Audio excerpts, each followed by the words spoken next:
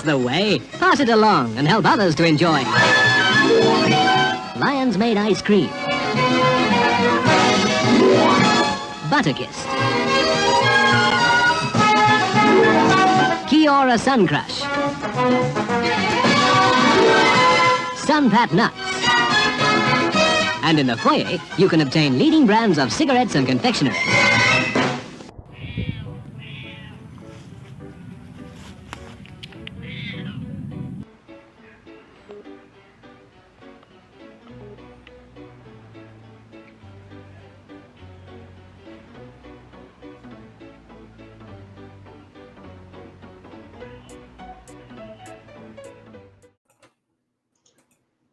You always make me feel like the laziest video editor.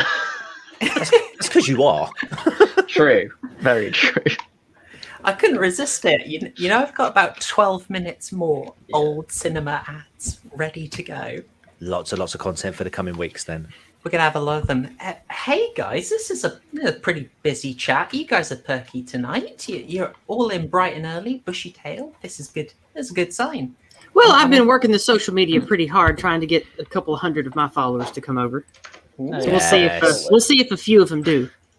You're doing absolutely fine work. Fine work. Yeah. Well, thank you. For people who aren't familiar, because I've seen a few new names in here. There's one of my Israelites right now. Hey, Alabastard. Yeah, a regular bear trap. I don't think I've seen you before. Good to see you, mate. I hope you like it. We're gonna do a quick chat with everyone. With all the guests.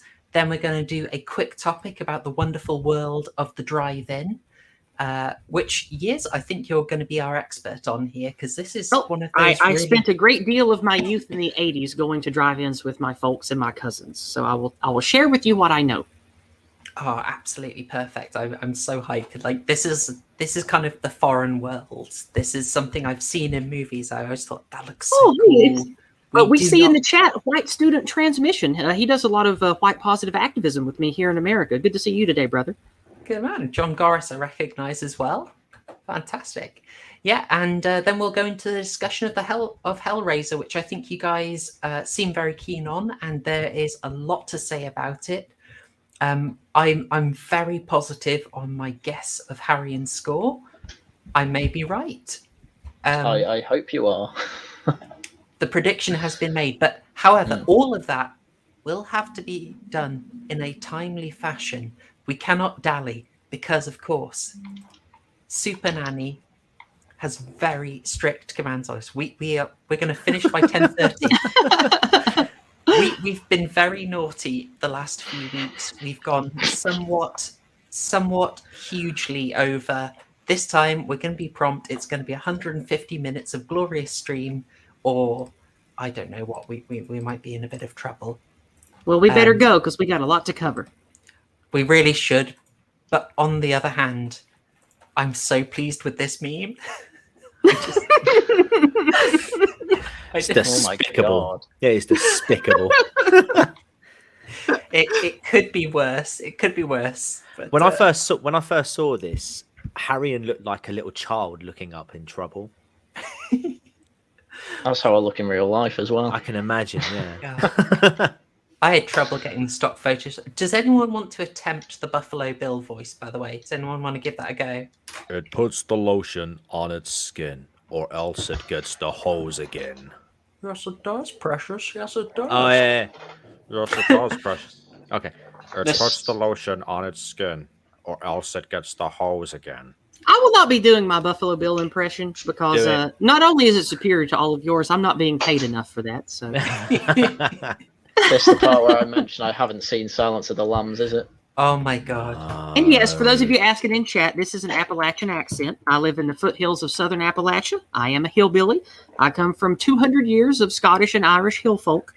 And my mother is from the ex-Soviet Union. Her mother came over here during the Soviet days. So I got a little bit of East European in me as well. So it is an absolutely gorgeous accent. Well, thank you very much. I welcome all of you to come visit me in the hills one day. I'll give you Southern hospitality. I'll cook for you, and we can go walk in the hills, and I can show you around this beautiful place. We can even catch some crawdads together, and I can maybe gig some frogs and cook us some fresh frog legs out here too. The best thing about you being American is I know you actually mean it. I Whereas do. There's none of the British sort of, oh, we really should sometime. You know. I got a bunch of Hard people to flying meet in it, this you know. fall to visit me. I'm throwing a white positive American patriot meetup this fall, October 8th through October 10th. I'm hosting a big camping get together. I'm going to cook hot dogs for everybody, and we're going to have a good old time.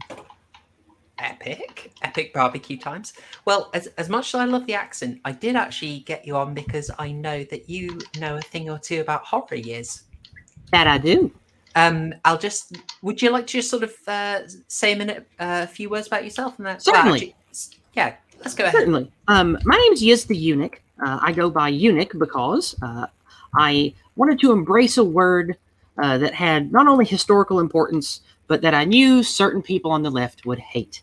And so that's why I chose Eunuch for the public title instead of something trans-related. I posted my link tree in the chat here for those of you who would like to follow me. I'm heavily suppressed on PooTube, so please follow me on Odyssey and elsewhere. I talk about all sorts of stuff under the sun, but primarily dispelling the anti-white lies and the anti-Christian and anti-male lies in our society, and working on America First activist patriotism. So that's primarily what I do, and I have a series called Morning Walks where I walk in my beautiful, idyllic area, and I share my thoughts about all kinds of stuff. I also host Discordant Dragons on Monday night, which is a fun role-playing like variety show where every week I am nominated as the ambassador to the Council of Worms, which is an old D&D box set setting from the 90s, where me and my guests have to explain clown world news to a bunch of curious dragons from D&D land. And it's an absolute hoot of a time. Next Monday night, we have on Don the Pleb, Spoon, Wes Y11, and Semiagog. So it's going to be a really good lineup, all-star lineup next week. Definitely come hang out with that.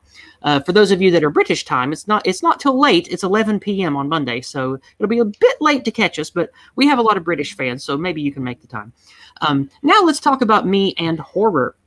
Recently on my channel, which is still up on YouTube, by the way, you can go listen to a wonderful conversation between Chloe and I, where we talk about horror movies, specifically about Dracula and one other one that I can't recall right now. But we had a wonderful conversation, and I love movies and horror movies because of my husband. My husband I've been with for quite a long time. We'll say we'll back it all the way up to when we first met, so about 15, 16 years. And he is a big old Hollywood buff. He loves Hollywood. He loves movies. He loves fiction. He's a writer and an artist. He does everything from 3D modeling to writing novels and short stories. And I have learned so much about Hollywood drama and what goes on with making movies and the craft of cinematography itself. So much so that I've probably forgotten more about movies in Hollywood than most people will ever know. So just sort of by absorbing that over the years, I have a different appreciation, and I'm a much harsher critic of movies than most people. So I believe I've even voiced that on this channel before. And the reason that I like horror is I like things that force others to look at uncomfortable truths. I do that with my activism. I do that with talking about what we're lied to about in society. I do it about government and a lot of other things. And the reason that I like horror movies is, yes, I know that movies in general are fake emotion to get you to want to put your butt in a seat and give them another $10 or $20. I get that. But what I like about horror as a craft is they make you experience primal emotions and force you to think about things that are unpleasant. And by any other means, that's called truth telling. And I think that the truth is the most powerful weapon that we have. So I like horror movies. I specifically like psychological and weird science fiction horror, like a classic like Alien is a good example. And a not so well-known one would be, let's see, the Phantasm series. Phantasm is weird, and I like it. And then, and also a horror trope that's vampire-related is an odd series of movies called the Subspecies movies that were shot in Romania. And it was a very interesting series of movies. So I have seen thousands of movies. I have a huge 4 terabyte hard drive just loaded with movies and shows of all kinds. So that's basically me and how I can fit and socket into this. And I was invited on, I believe, because the Hellraiser series, namely the first 2 movies of the Hellraiser series, are among my favorite movie fiction of any kind. I love the Hellraiser series, and I thought I would be a great candidate to come on and talk about this, since I think Clive Barker is one of the most genius horror creators of any kind. Wow, So I think that's a good segue point if you'd like to take the mic back here. Oh, absolutely. No, brilliant stuff. And before we get on any further, I'll just hey, Haryan, how are you doing this week? Hello, what up, my drillers? I'm doing all right. Yeah, as you say before, you think you've got my score right. I think you'll have got it quite close for this one. I'll say it now. I enjoyed this film very much, and obviously my scores are less about whether I think it's good or not, and whether I think it's internally consistent and the neat things it did with camera work and gore and things like that. I have to say, this film was really impressive with its effects for the kind of mid to late 80s. Yeah, Oh, heck yeah. It was all, well, obviously it was all like physical effects, but man, it's better than a lot of things you see kind of CGI'd now. You kind of think, why not go back, return to a tradition and do that? So, but I mean, we'll get into that when we get into the actual plot. This is making me so optimistic. That crime guy, you're going to be interesting this week, because you threw me off. Maybe. Yeah. What up, chillers? How you doing? Yeah, I didn't like this film. Well, I love the body horror. As I've said before on the channel, I'm a huge body horror fan, and the fact that this film is of its time, there's no such thing as CGI at that time, so it's all visual effects. It's all beautiful. But my God, I hated the dialogue in this film. But I'm sure we'll get to that later. Do you know? Yeah, I wish I could have enjoyed it, but for me it was, and also Pinhead he didn't meet my expectations. I know, probably an unpopular opinion or whatnot. Well, yeah. we can now change the name of this stream to Yizz tells the audience why TCG is wrong and stupid about movies. Go for it. I'm happy to be proved wrong. I say that to tease because beauty's in the eye of the beholder. I'm just teasing you. Yeah, and this was ugly. I was going to say, TCG, were you expecting more of a Family Guy kind of Hellraiser bit, where it's like he loosens the salt shaker and it's like, oh, you got more salt than you wanted? Because that's my only kind of history with Hellraiser, is that one Family Guy joke. No, I was expecting it to be a lot. I was expecting more in terms of the appearances from the was it cenobites? Yeah, Cenobites. Yeah, I was expecting a lot more, and I don't know if this is because it's the first of a franchise, but I just I'll say it early on now. I am prepared to give the sequels a go, because again, films like Friday the 13th, it starts off slow and it builds up and it gets progressively better. Has its dips throughout, but I early impressions are this film for me probably has that kind of vibe about it, in terms of the future installments will probably will probably be a bit better. But for the first time I was a bit like, I love the body horror. The acting was awful. I was really wondering if since it was the first time, I think, for you and Haryan, I wondered if you would have that thing kind of like with Friday the 13th, where you basically have the meme version, like the version that's out in pop culture. And it's like when you see Friday the 13th and it's just not what you expect. Like, I think so. This is not what you expected. This is what I was thinking, because let's be honest, Pinhead is a cult classic in terms of just the horror genre. You think horror, you think he's one of the first characters that you think in your mind.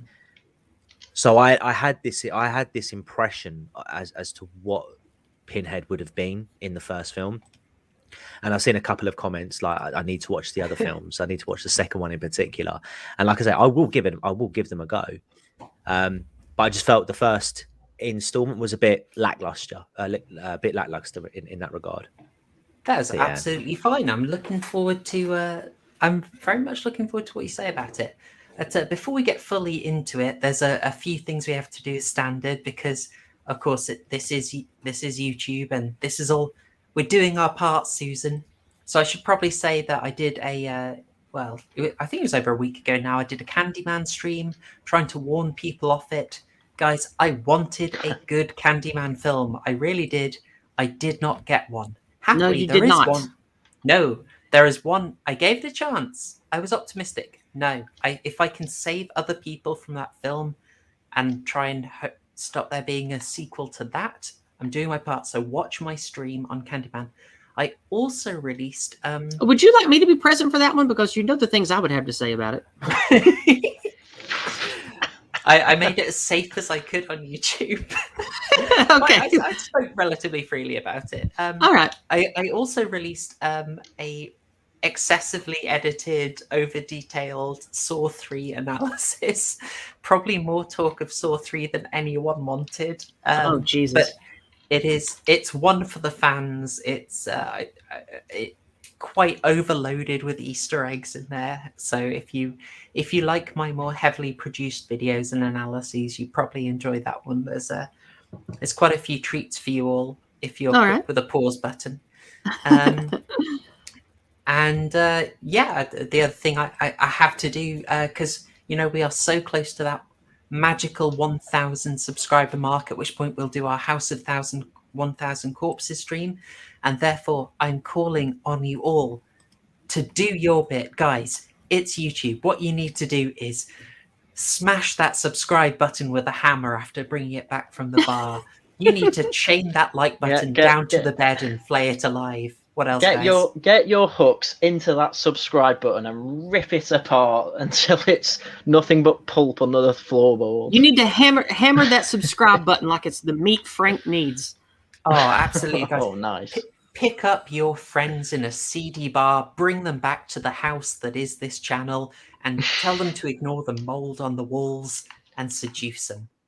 That's how the channel grows. These are the best things you can do. Sharing, liking, subscribing. Tell people about this channel. Probably not this specific bit of the stream, because it's always a bit weird and off-putting. Speaking a horror stream, weird and off-putting. You brought up modern horror a moment ago. There is good modern horror being made. Two specific examples I'd like to give within the vein of weird, creepy, almost sci-fi-like horror that I like. One is The Autopsy of Jane Doe. I highly recommend that. It's excellent. It's creepy. It's weird. And then sort of like how like Empire says in the chat, OG Candyman is God tier. Not the same kind of movie, but in my opinion, the same God tier level of just general horror is a fairly unknown movie called The Black Coat's Daughter by Oz Perkins. Are you familiar with it? Yes, you might see it released in England as February, very confusingly.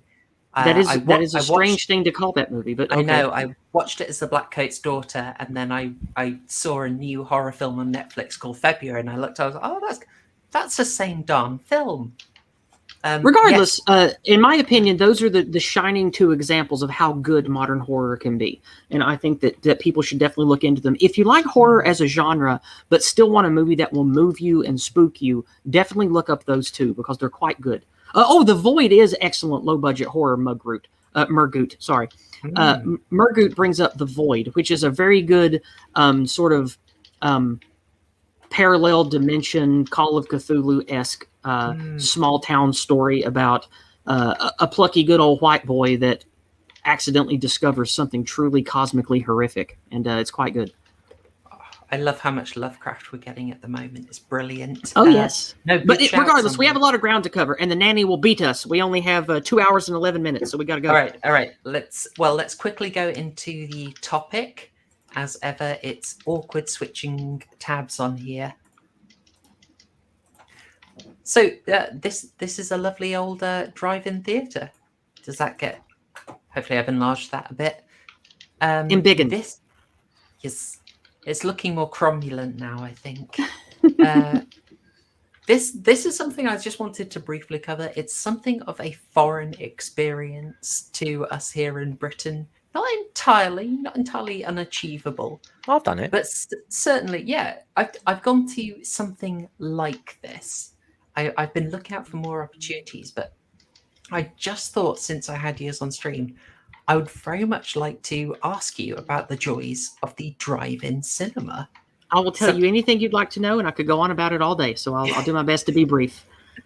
What would you like to know exactly? Because I've been to them dozens of times. It was still big in the 80s here, because where I grew up, it might as well have been 1920. It was very backwards, very old school. And now that I've learned what I do about the world, I'm very thankful for that. So the experiences with drive-through, listen to me, with drive-ins for me, it's a very positive one, but also a very normal one. It wasn't something special because of how ubiquitous it was.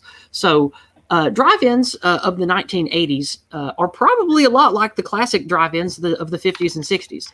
It was a very big screen, and it would have awesome concession stands with home-cooked burgers and deep-fried stuff like chicken tenders and French fries and tater tots. And we had corn dogs. You'd get hot dogs. Sometimes they would have chili, and you'd get your food. They would have playgrounds, both indoor. Some of them would have indoor playgrounds, but you definitely have an outdoor playground where moms and young kids, or moms and older kids, could hang out with the little kids, and you could all still watch and hear the movie. There would be, a couple of hundred parking spaces with the little sound box you could hang on your car. Some of the snazzy ones even had another little intercom system where you could order stuff and they'd bring you your food to your car like it was a 1950s diner. So, man, it was a lot of fun. That's amazing.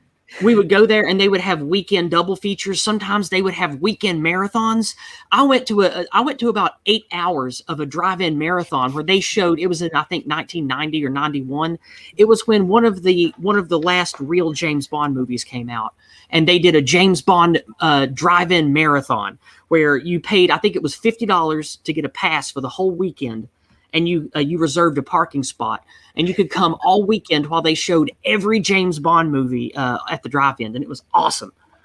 But Nice. it was definitely a fun thing, and like everybody at my middle school and high school wanted to go do it. My parents loved it, my cousins loved it, so it was just like going to the pub, I guess. In most British areas, going to the drive-in is something that a lot of Americans my age and older just did all the time. And, maybe once a week, twice a week, sometimes you'd go hang out at the drive-in. Since it's a mostly family affair, you don't drink there. And I know that in America, booze and beer is kind of separate from family stuff, unlike in Britain. But there's not really any way to get booze unless you bring your own. And a lot of people did. And sometimes the cops would come and tap on your window and tell you not to drink. But for the most part, as long as you weren't a nuisance, you could smoke your pot, you could drink your beer in your car. Just don't be a problem. And it was just a really good, wholesome experience that was a big community thing, and that's where a lot of people would meet and hang out and date and fuck and all this other good stuff. And it's just a really cherished experience of America that I think is sad that modernity has crushed it, because like so many personal community things that have been crushed by modernity, I mourn the drive-in more than about anything else in America. That's Wow, interesting. Wow, Sorry, they're still Haryan. about. What in recent years has got rid of them? Is it more? Drive-ins really started to die out in the 80s and 90s, because in the 70s, the ubiquity of color television, broadcast TV, even in the 70s, people were already making movies for television. And eventually, cable television dominated American homes in the 1980s. Yeah. And so many people, because of a lot of things I shouldn't talk about on this channel, and because of things that could get this channel outright banned, the economy and the society shifted dramatically between the 70s and the 80s. And most families were having to work 2 jobs. Women were in the workforce. People didn't have time to have community and spend time with their kids. So kids just got stuck in front of VCRs and stuck in front of cable television. Nobody had time for big community events or taking 10 hours out of their week to go to the park and hang out with other families anymore. And so drive-ins started catering to adults. They started showing NC-17. There were even some adult porno drive-ins. There were drive-ins that catered only to violent action movies and scary horror movies. They tried to cater to those. Like in America, always, you got to cater to nostalgia. You got to cater to the people who want what that doesn't exist anymore, and you make a profit off of it. And so many of the drive-ins that started cropping up in the 90s that I saw, they catered to a specific type of movie, or only catered to adult movies like, R-rated action movies and steamy sex movies and stuff like that. And it wasn't really a community thing anymore. It was just, hey, you guys want to come get high and make out in your car and give us $20 while you do it? And a lot of them didn't even have restaurants anymore. They didn't have outside areas to hang out and smoke cigarettes and smoke pot and play with your kids and shit anymore. All that was gone. So the modern expression of drive-ins, in my opinion, sort of doesn't even hit close to what the drive-ins I knew as a kid were like, because they were a family community thing where people would go and hang out, and you could even bring your own food or grill your own hot dogs. Some of them are more like a campground, and some of them in this area were actually made from old campgrounds. They were like, hey, we got a lot of spaces put out with places to grill hot dogs and stuff. Let's just spend a few $1,000s and get us a big projector and put up a big screen, and we'll call it a drive-in. And I've been to those too. So it's a very American phenomenon. I'm sure there's drive-ins everywhere else, but to me, going to a family drive-in and watching some fun, wholesome movies, or some, low-impact horror movies and stuff, or things like Indiana Jones, that kind of thing, doing that kind of stuff as a community is just as American as, like, I don't know, starting wars in the Middle East. I was thinking one of the factors why you tended to have the drive-ins is because of basically all the space you have. Oh, for sure. Wonderful rural communities where basically, everyone is used to driving. So why not? Remember you guys over in Britland, almost no public transit in the United States at all. Even in big cities now, not a lot of public transit to go around. And especially in rural America, you'd be lucky if there was even a bus. Everybody just had to drive or ride a bike or ride a tractor or whatever just to get around. And when you have that much space and that much ground to cover, you might have people that drive for 30 or 40 minutes just to get to school or just to go to the store. So, hopping in the car and driving an hour to go have a fun community event with a few hundred other people, that's pretty normal in America. There's kind of a fun parallel in that we actually have a little bit of a version of it here that's closer to the origins, I think. Mm-hmm. That in the sort of more isolated communities in Scotland, where just really places are super far apart, you get these traveling cinemas that go up there and they just throw up a screen and a projector to remote Highland villages. Yeah, I heard of those. I just thought, that's kind of like, you can see the logic of it, of why it works for that sort of community setup. And I don't know, I am ridiculously romanticizing it. Well, I'd like to correct chat for a second. I see some people saying some things in chat that I don't agree with. I see people saying that VHS killed the drive-in and that home gaming systems killed the drive-in. I don't agree. I think that VHS didn't really catch on as a thing, like as rentals, until late 80s, early 90s. And by then, drive-ins in most of America were already a thing of the past with what I'm talking about. And as far as the gaming systems, that's more of a product of the 90s, in my opinion. I don't think that really contributed to killing off drive-ins. It was the nature of time investment that you had as a parent, because people were working more, both parents were working, and things were no longer organized around public community events or public meeting spaces. That started all falling away in the 70s, and by the end of the 80s was mostly gone, replaced with cable television and everybody having to work and going on work retreats. And lots of the companies in America, whether you worked for a chemical plant or a bottling company or whatever, they started having internal corporatized parks, internal corporatized rec rooms and stuff. And that's where a lot of working class America ended up going, was to corporate or small business owned private parks and private rec centers and that kind of thing. That exploded throughout rural America in the 80s.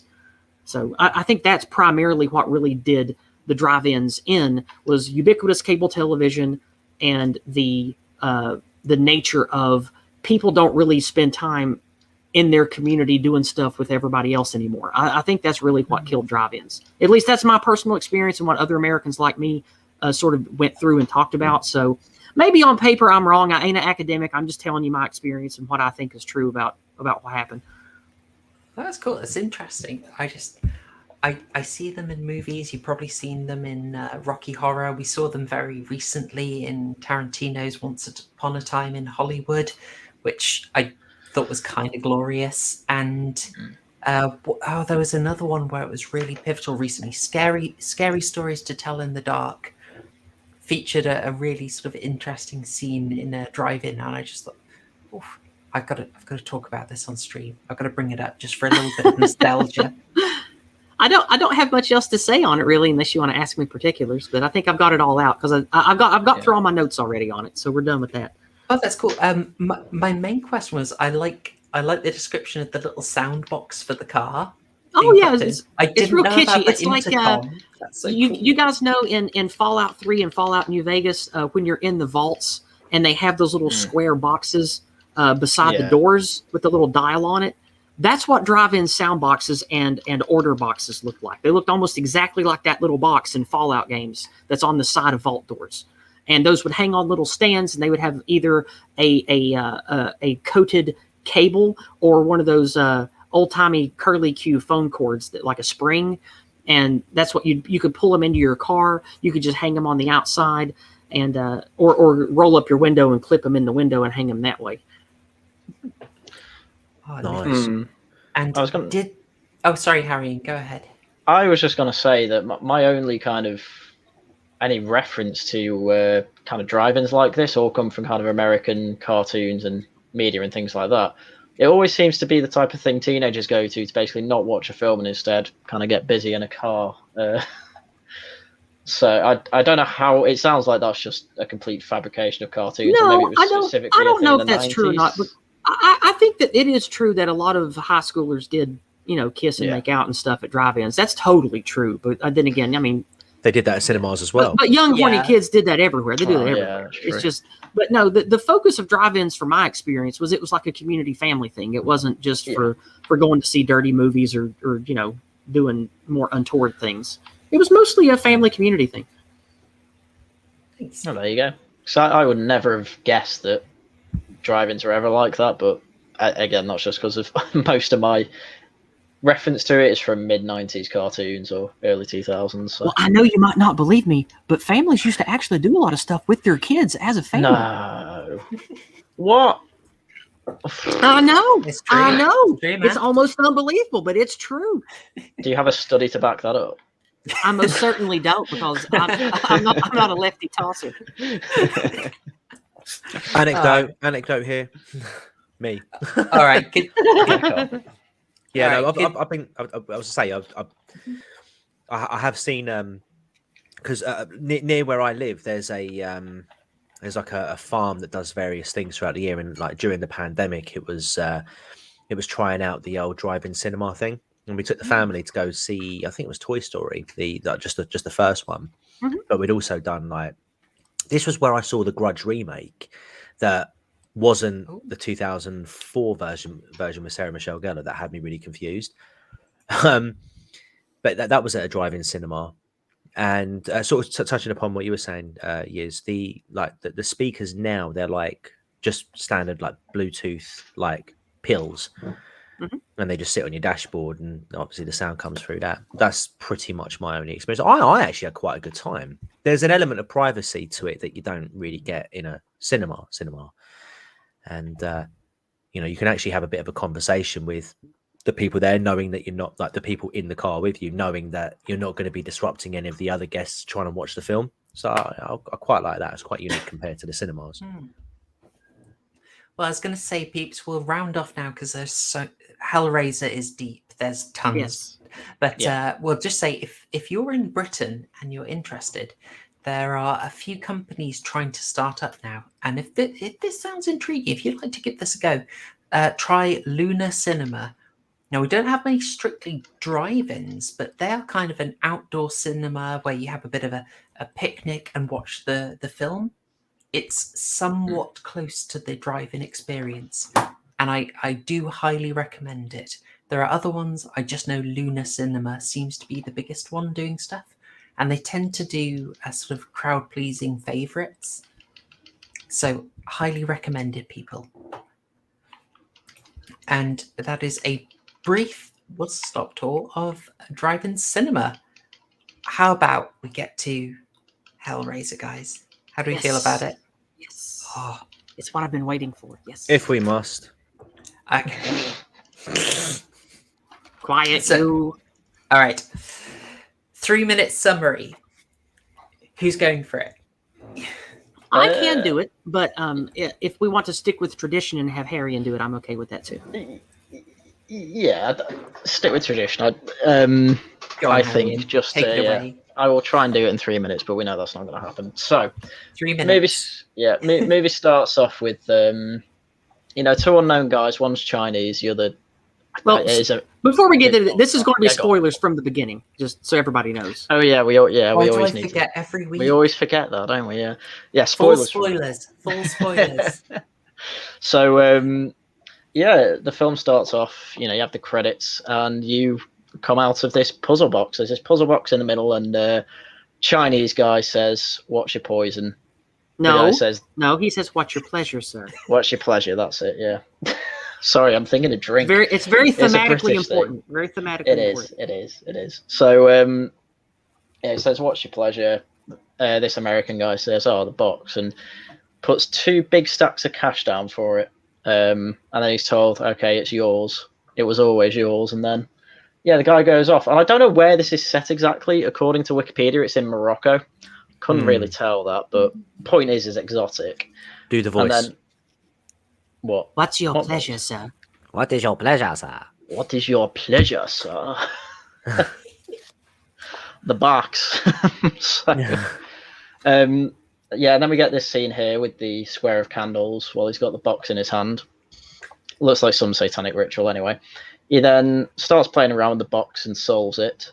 And next thing you know, he's got a load of hooks going into him. And from what I remember, the camera kind of cuts to black as he's being tortured. Everything implied. And then after that, you've got this. I think this is probably one of the best scenes we've had in all the horror we've been watching, where it's just a load of basically gore porn. Because you've got this like spinning bar with a load of flesh on it, with a load of nails in it, with sticking the flesh on. You've got all the floor. You can't see the wood on the floor. It's just covered in blood and. Well, I'd like to let me step in for a second. It's not torture porn. It's visual viscera. Yeah. Because one of the things I respect Clive Barker for in this movie is the actual torturous moments are mostly off camera. We see the evidence and hear certain sounds that suggest to the mind absolutely horrific, visceral things are happening.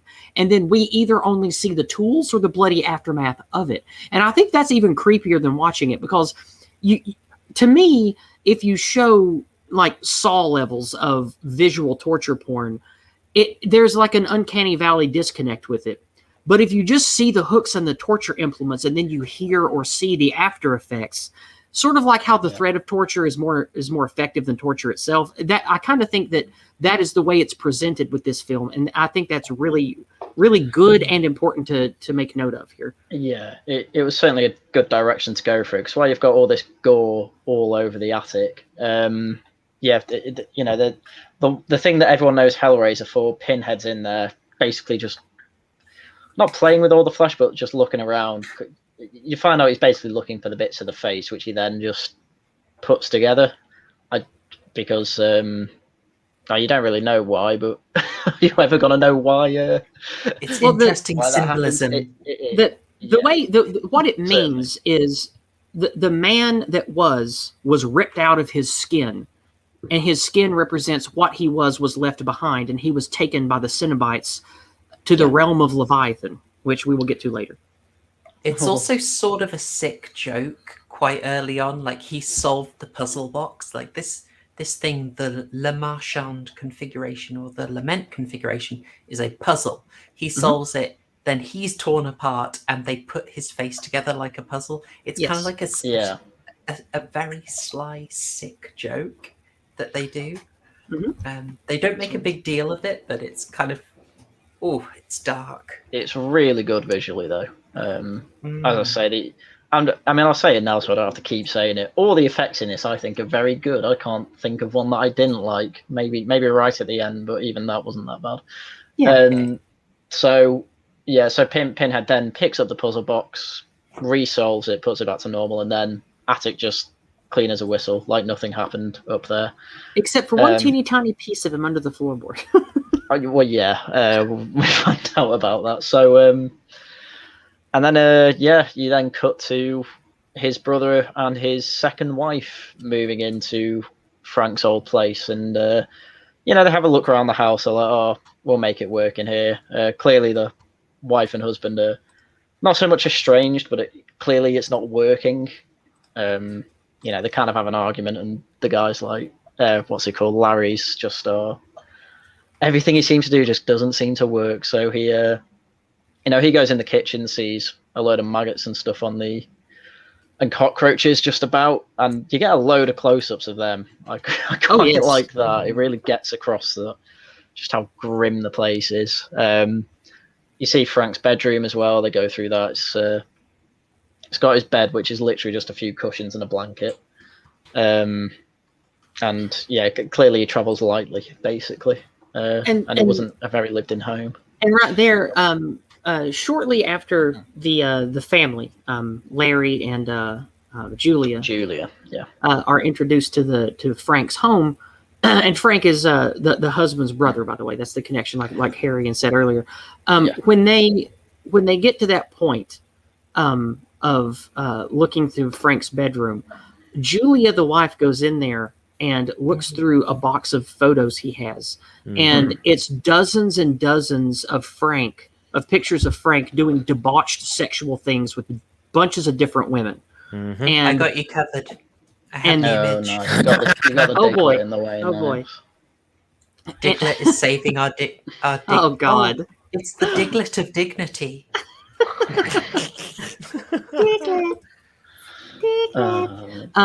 And Julia, we can see by her facial expressions, is one of these women, and she also it's through nonverbal visual storytelling we know that she is not interested in her husband Larry sexually, and he doesn't challenge her, and she finds him boring, and she finds his brother the absolute opposite of that, the forbidden fruit, so to speak. And so we are to take from this unspoken scene that she has had an affair with the brother before.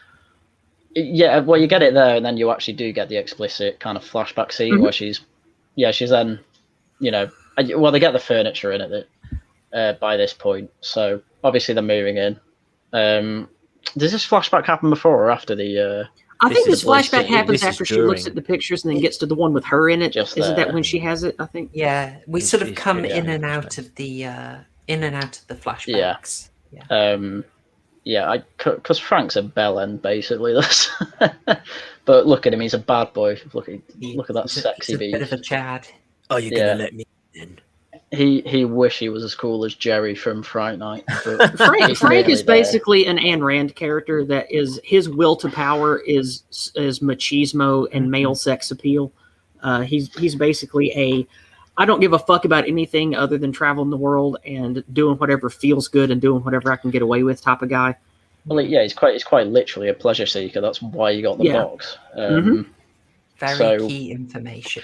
We'll get into that. Sorry, Harry. We'll get through the plot. Go on. No, go ahead, man. Go ahead. So, Julia's having these visions, remembering probably the one good shag of her life with Frank. And it turns out she said to him, "Oh, I'll do anything to kind of keep you about," because I think this was just before her and Larry actually married. But obviously Frank, because the reason why he's there is for the wedding. Yeah. So, and Larry does. I don't think Larry knows about the affair. Yeah. You also get introduced to the daughter at this point, don't you, Kirsty? She calls the house, and Larry's like, "Oh, who the hell could that be?" He answers the phone saying, "Who could that be?" And it's like, Kirsty. This was a thing. I don't understand why he didn't know who could be calling the house. Yet at the same time, how does Kirsty know the number unless he gave it her? Because she's the only person in the family that she actually talks to. She doesn't talk to the Julia because it's not her mother. But anyway, that was kind of it's a bit weird. It's a bit of a nitpick, you could say. But anyway, and so you find out that Kirsty isn't going to live with them. She's found her own place to live, trying to be a bit more independent, I suppose. I don't know if she mentioned she has the job in the pet shop, but she does have a job in a pet shop. And she says, she'll be over later to kind of see the house and all that. And this is while Julia's in Frank's bedroom looking through his pictures. And I think we mentioned before, she takes one of the pictures and then kind of tears the woman out of it just so she's got a picture of Frank. So Yeah, that's kind of the non-verbal. Yeah, I love Frank, not Larry, because he's boring type of thing.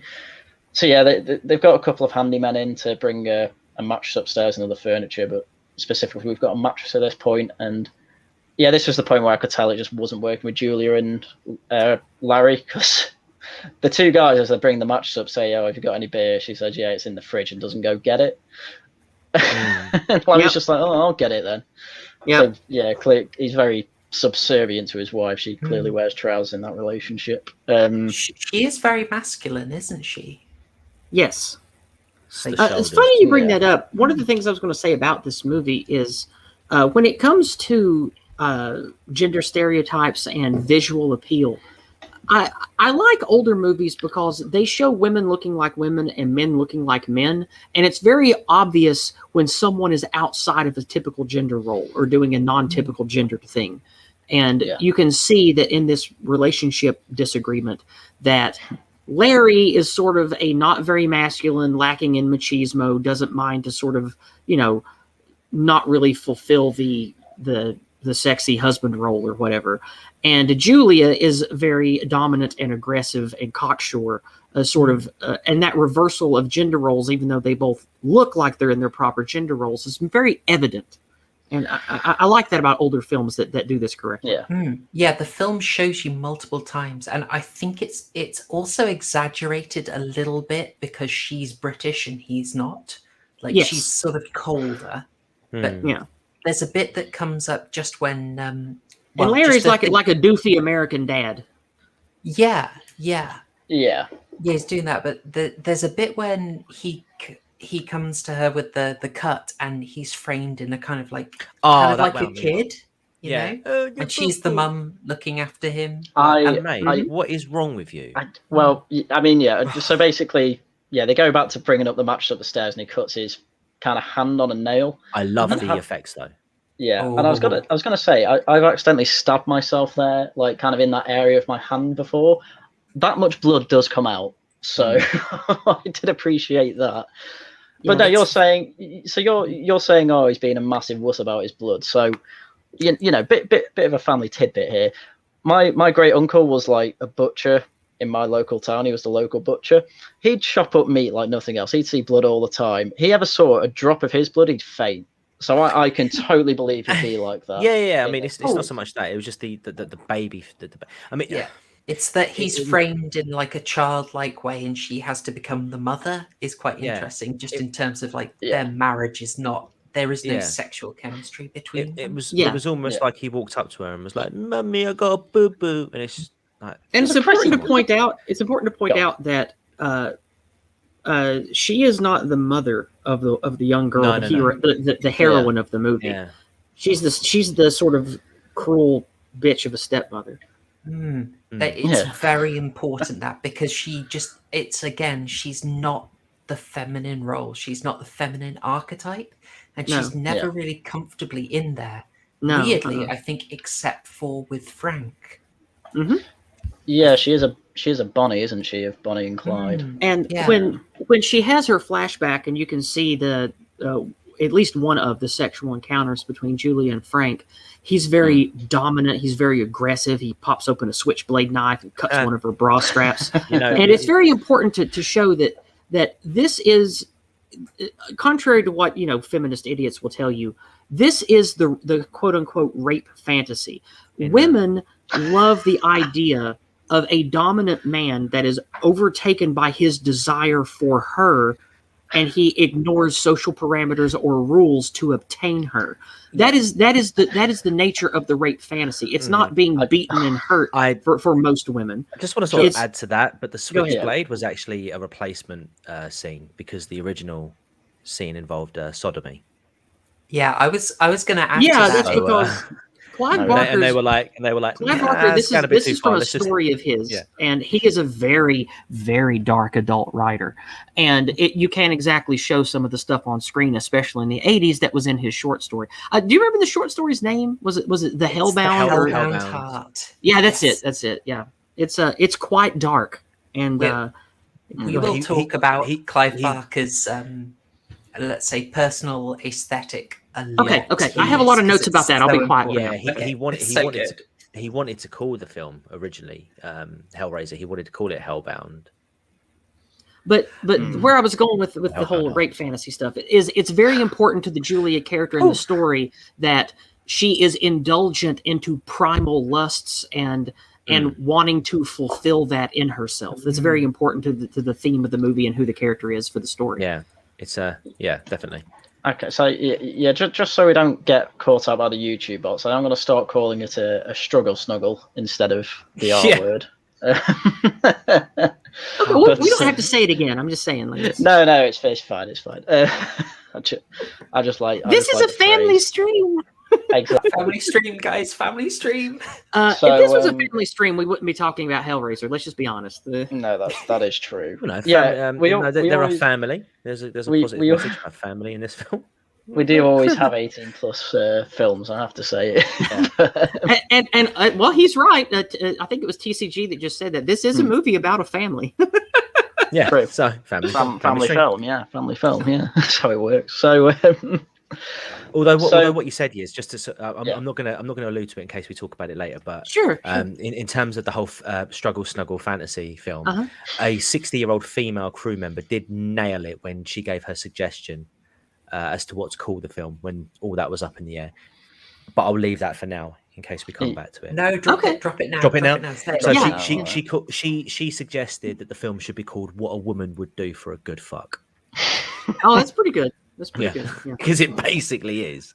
So speaking of what a woman would do, we're now at the point of the description where the little tiny piece of Frank left under the floorboard gets some of Larry's blood on it, and it begins, and apparently that regrows Frank into this, like from Fallout, like I referenced earlier, like a ghoul from Fallout. He's this horrible, tattered, shriveled little meat man.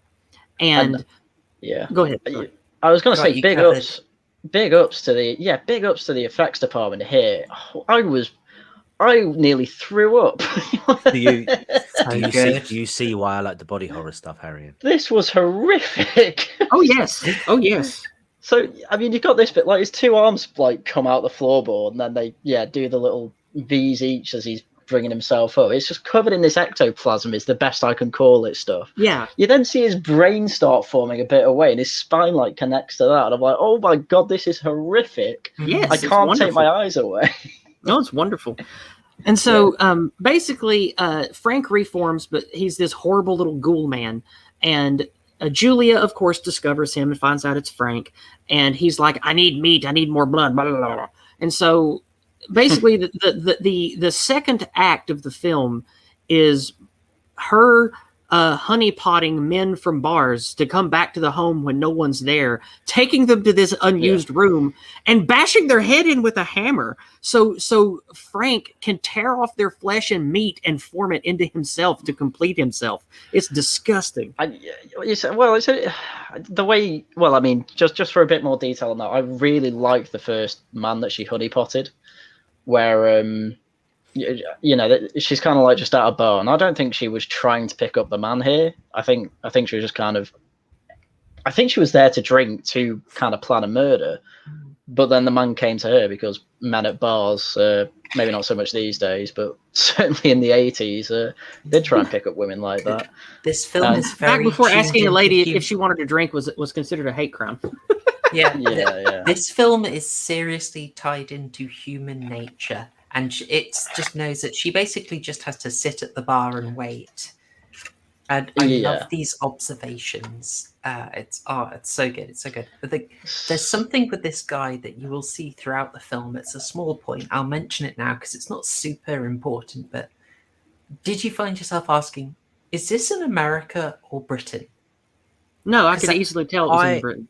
Yeah, I got the impression it was in Britain. Yeah, well, the house is clearly British. It's the window in the front door that gave it away for me. Of course, but so many people are overdubbed with American accents, including Frank. Frank is completely overdubbed.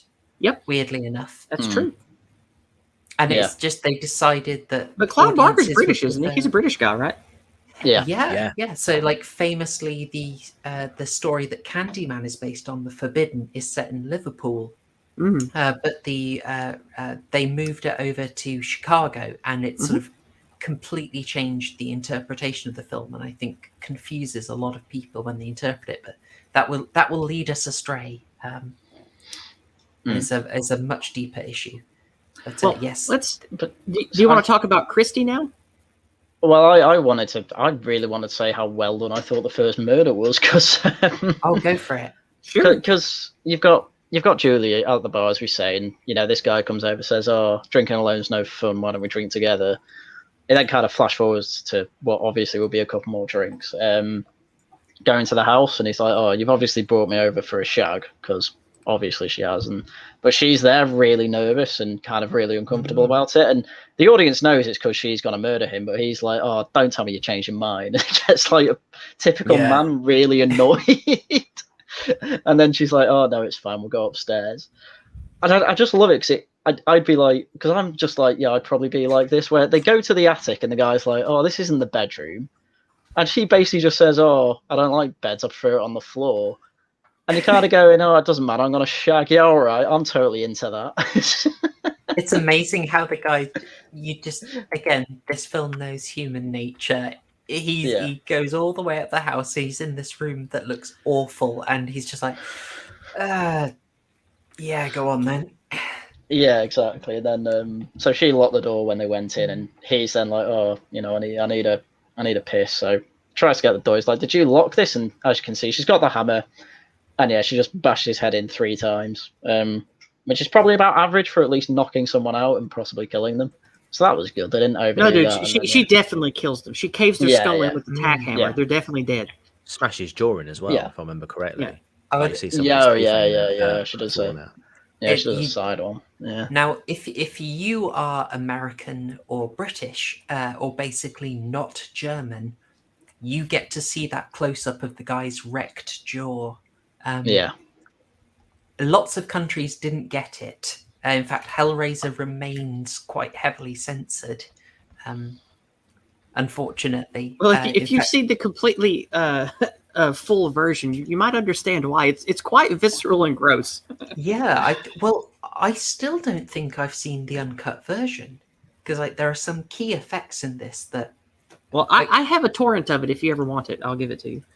I might have to. I would have to do it on exact sort of down to the seconds length of the film to determine.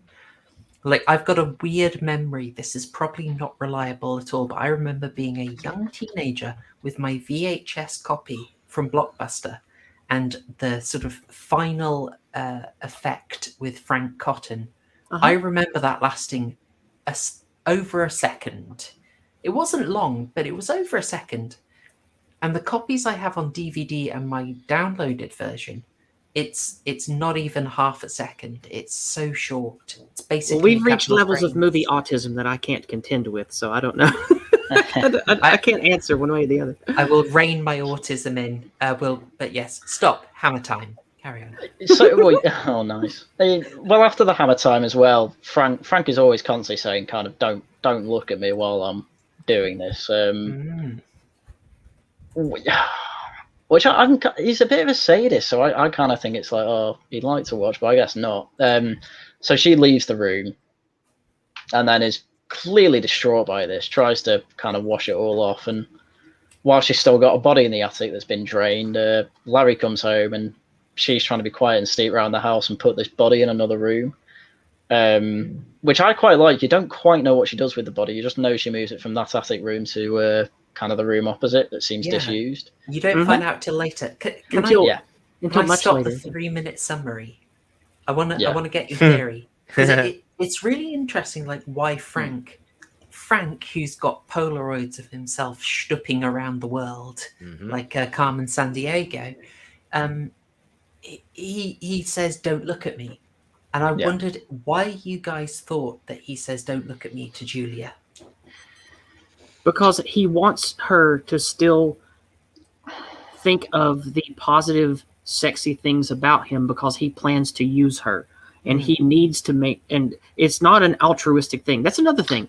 In a lot of Clive Barker movies, I know that we're getting off topic here, but Clive Barker will often, in his writing and in his movies, present sort of humanized or likable ghosts and monsters.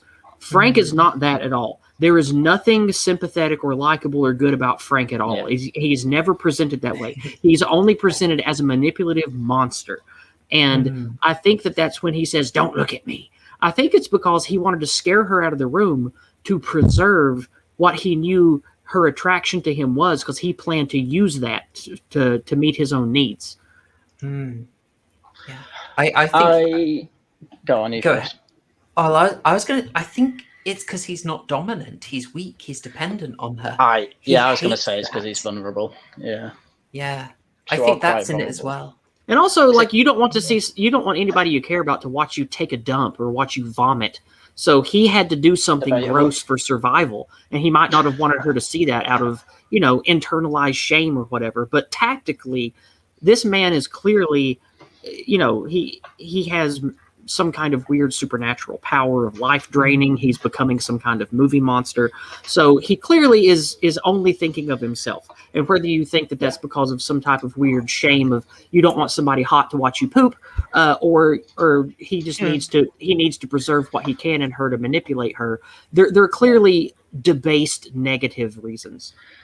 I've realised we've completely missed the dinner party scene as well as to how Frank was actually discovered. But it's not massive. It's not a hugely important scene, but it's quite funny. It's quite funny. very interesting for dynamics, and there's kind of some Chad behavior. There's a character I don't like in this film, but Steve basically I think could be cut from the film, but it's only 93 minutes. But Steve's kind of a Chad in this. What does he do at that bit? Oh yes, it's the bit where that. he's flirting with Kirsty, and he pulls her out, and she's like, "No, I won't be able to stand up," and he's like, "So lay down." And it's like, oof. Yeah, saying that right in front of the dad who's like next to you. Yeah, absolutely. He should have looked over to him and given him a wink as well. No, I like that. Is that a part you didn't like, Crank? He should have said, "Well, then lay down, and I'll have Larry bring us some beer." Yeah. Oh dear. Just this. If that was me and someone said that to my daughter at a dinner table, they'd be laying down, but not through their own volition. Like, what are you doing? I mean, it's funny, but it also reinforces Larry is not dominant at all. He's not masculine. He's so submissive and so weak, and it just, man, honestly. And Julia obviously doesn't. I don't think that he almost. And if I don't think it's that Larry's submissive. It's just one second. Sorry. I just want to finish this. He almost looked at Steve in approval, like, yeah, you go, man, you go, you do that. Yeah, and I don't think it's that Larry is submissive. It's just he's an easygoing American dad who just wants to grill, pussy. bro. Yeah, he just wants to grill. He's not one of the I don't know what you like. He's not an archetypical domineering dad. He's the lovable, you can tell me anything dad. Sort of like the lie of the 1950s sitcom dad. It's just so unbelievable, man. Yeah. He's literally just like, "Yo, Larry, can you put my beer in the fridge, keep it cool? I'm just going to shut up your daughter." It's savage. It's the ultimate. He doesn't even look that Chad himself with that bonnet and that checkered shirt. It's a Sigma grind set, mate. I don't know what you're talking about. Oh no! Don't make me go get AA and Red Hawk in here. Oh god, dear. So, well, the reason we brought up that dinner scene was because, Julia basically says at the table, "I've had enough." She basically got bored and said, "I'm going to bed." Yeah. And then heard noise in the attic, and it turned out to be Frank. So that's just to catch up on that. And can I pause you? Can I get autistic? Yeah, go on. There's something. This is the tiniest detail. It could be cut from the film. No one would miss it except me. But I love that moment where one of the guy's wives just goes in, "Doctors," and the guy's like, "That's right, honey." That cracks me up because it's such a weird detail in the edit. Yeah, and it reminds. It's like a women know your place thing. Yeah, isn't it? exactly. We're leaving. No, you're. Yeah, like I said, this movie is like a lot of older movies. It's really good with its clear-cut gender roles. It's got a charm to it because of that. Well, what threw me a bit was seeing everyone at the dinner table smoking.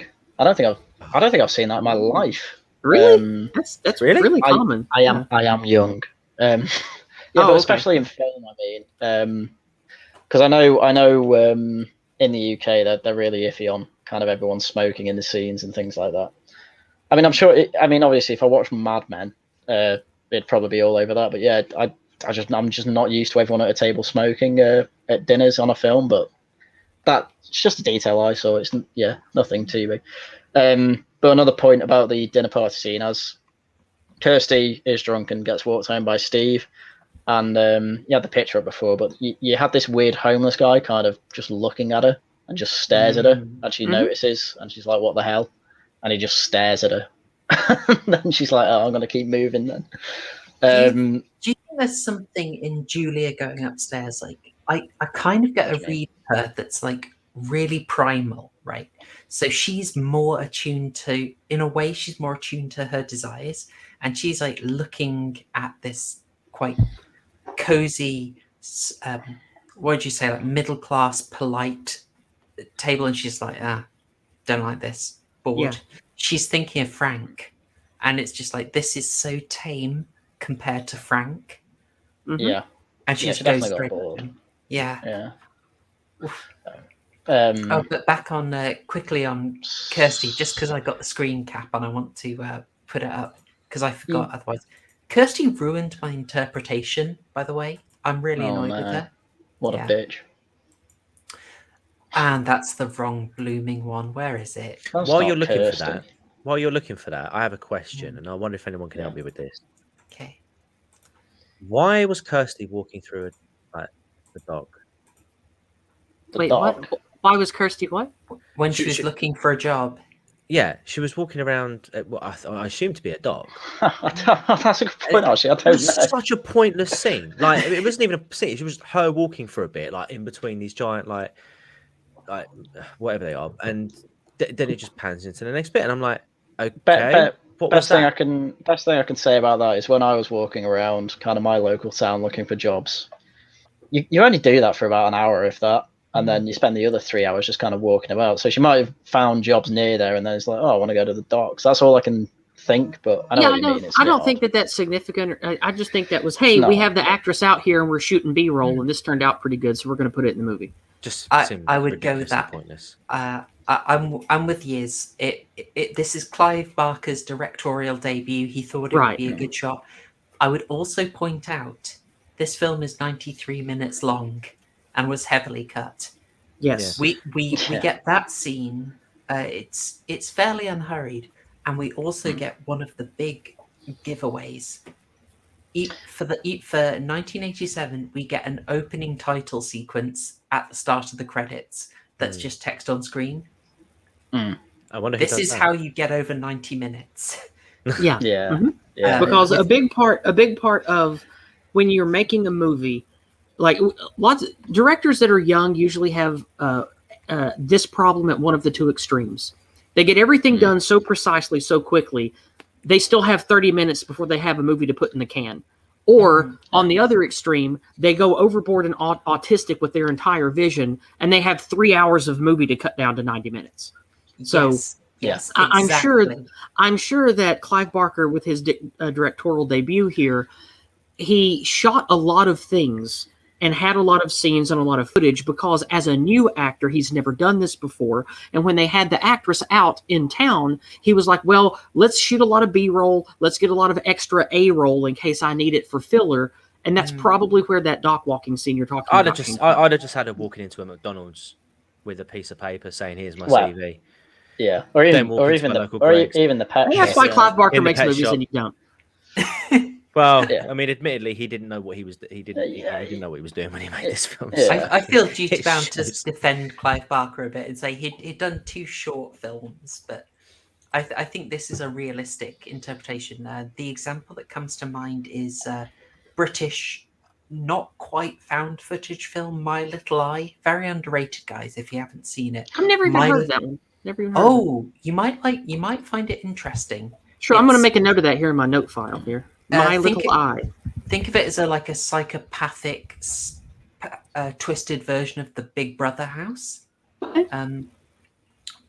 Shot Big Brother style, to be scary. It's really cool. The first cut of that was 4 hours. The Oof. final version is like 90 minutes. Like, guys went completely overboard. It's very standard. But yeah, Kirsty comes through. She's been flirting with Steve. She ruins my interpretation, which is I thought she's largely the good, virtuous girl who is the champion because she has family values of virtue. And that's not saying she's bad, but she's not exactly the angel that I remembered her as. Like, she's very standard, basically. So she cares for her father. She'll do uncomfortable things to try and ease the family situation, but she's not like a chaste saint. And this, Yeah, that's one of the things I like about her, and I even have notes in here to talk about her later and why she's a good archetypical hero. She's a real person. You can identify with her. She is not a goody two shoes. She's not a Mary Sue. She's not a virtuous pious nun. She's a realistic presentation of a good person that you can relate to, who under duress does heroic things and becomes a hero. And this is a really well done character in this movie. Yes, very much. Nice. Yeah. Yeah, I mean, she's not perfect, but I mean, she has one romp with a guy. It's not the end of the world for kind of virtuousness, but oh, exactly. Yeah, it's very relatable. 1 mile. Yeah. Well, yeah. No. So, I don't know. Because we kind of brought her up just to catch up for scenes we missed, but I then also reading through the plot on Wikipedia, and we're basically up to another bit that I was going to miss by accident, but it's where Frank actually, Skin and Bones Frank tells Julia, because she says, right, I'll only do any more if you tell me why I'm helping you as a skeleton. Like, what the hell happened? So he explains it to her. He says, right, this little puzzle box thing, I was searching out, more pleasures, basically. I thought I'd had experienced every type of pleasure I could. So, he was in search for more. He was in search for basically pure hedonism. So he bought the box, as you saw at the start of the film, solved it, and he basically says, look, things from... I can't remember exactly how he describes them. Does he call them demons or... I don't remember the exact quote, no. He doesn't describe them. Right. He said he was looking for more experiences. Like, the thing that stuck in my mind was he's literally just done something absolutely depraved. He has boned his brother's bride-to-be right next to her wedding dress, and he immediately gets out and just says, it's never enough. And you've got the hedonism there, the hedonism trap. It is never enough for him. So he doesn't even mention the cenobites. Then he just says, "I got this for pure pleasure, and this is what it's done to me." Essentially, I think that was good screenwriting. That the cenobites were sort of a surprise to the viewer because they're not really even foreshadowed until they happen. Well, I mean, you have the one scene at the beginning when he puts the puzzle box back together, but that's it. Yeah, you have no idea about them. They're just dropped in, and then they don't really show up again till when the third act starts, right? No, yeah. I thought that was really cool watching it over again, because I watched it again, I think, on Saturday or Sunday in preparation for the stream, and I was like, wow, I'd forgotten that the Cenobites, other than the opening, really weren't a part of this until the end when the action really ramped up. Yeah. It's really good because you got it at the back of your mind the whole time that this is supernatural. It's just what the nature of that is. You question it constantly. They really ground it. I mean, Haryan, would you mind if I take us on the short detour into, like... Go for it. It's your ass on Super Nanny's spank paddle if you go over. Family stream, guys. I mean, let's just take a few minutes on, like, the central metaphor of why this is scary. One of the reasons this is scary and why this works is because it makes sense to us intuitively. This is so in tune with our psychology. The lament configuration is representing that sort of amoral search for the next thing, for more, forevermore. And the fact that it's a puzzle, I'm going to sound very Peterson here, but the fact that it's a puzzle box is so important. You know, it's that idea of the way you get to this extreme sensation, extreme hedonism, is from wanting to unpick things, from wanting to explore, from wanting to take something apart that you shouldn't do, really. Like, that's why Pandora's box, you could say. precisely. Wonderful. Yes. Yeah. It's our I'm sure that inability to leave allegory things was alone. not. I'm sure that allegory was within Clive Barker's mind when he came up with the puzzle box. Oh, most definitely. I mean, we will get into further readings, but I just want to say, like, because this is deep symbolism. Like, Peterson would be having a field day with this. I'm going to see how long we get. I can get very autistic on the symbolism here. But yeah, this just works because Frank is believable. He is someone who can't leave things alone. He picks things apart. He's insatiable. He is just going for pleasure. And I kind of love that the cenobites, when we see them, they describe themselves in amoral terms. Like, oh, we're explorers. We don't. Angels to some, demons to other. We don't know the difference between pleasure and pain at this point. Yeah, and it's very. And so, but that's super interesting, and why I find that even though this film is going into really dark territory, what's the message of it? It's like, if you're satisfying this human condition, this insatiable curiosity, if you have to pick things apart, you're going to end up in a dark place.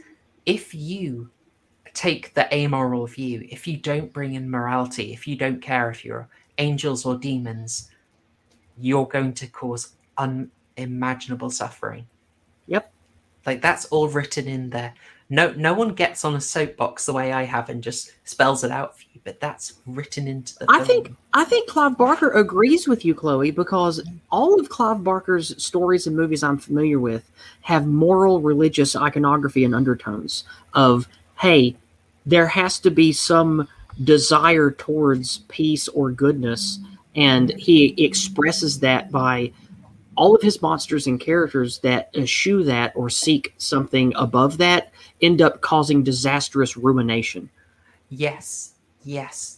It's true. He's not easy to fit into a box.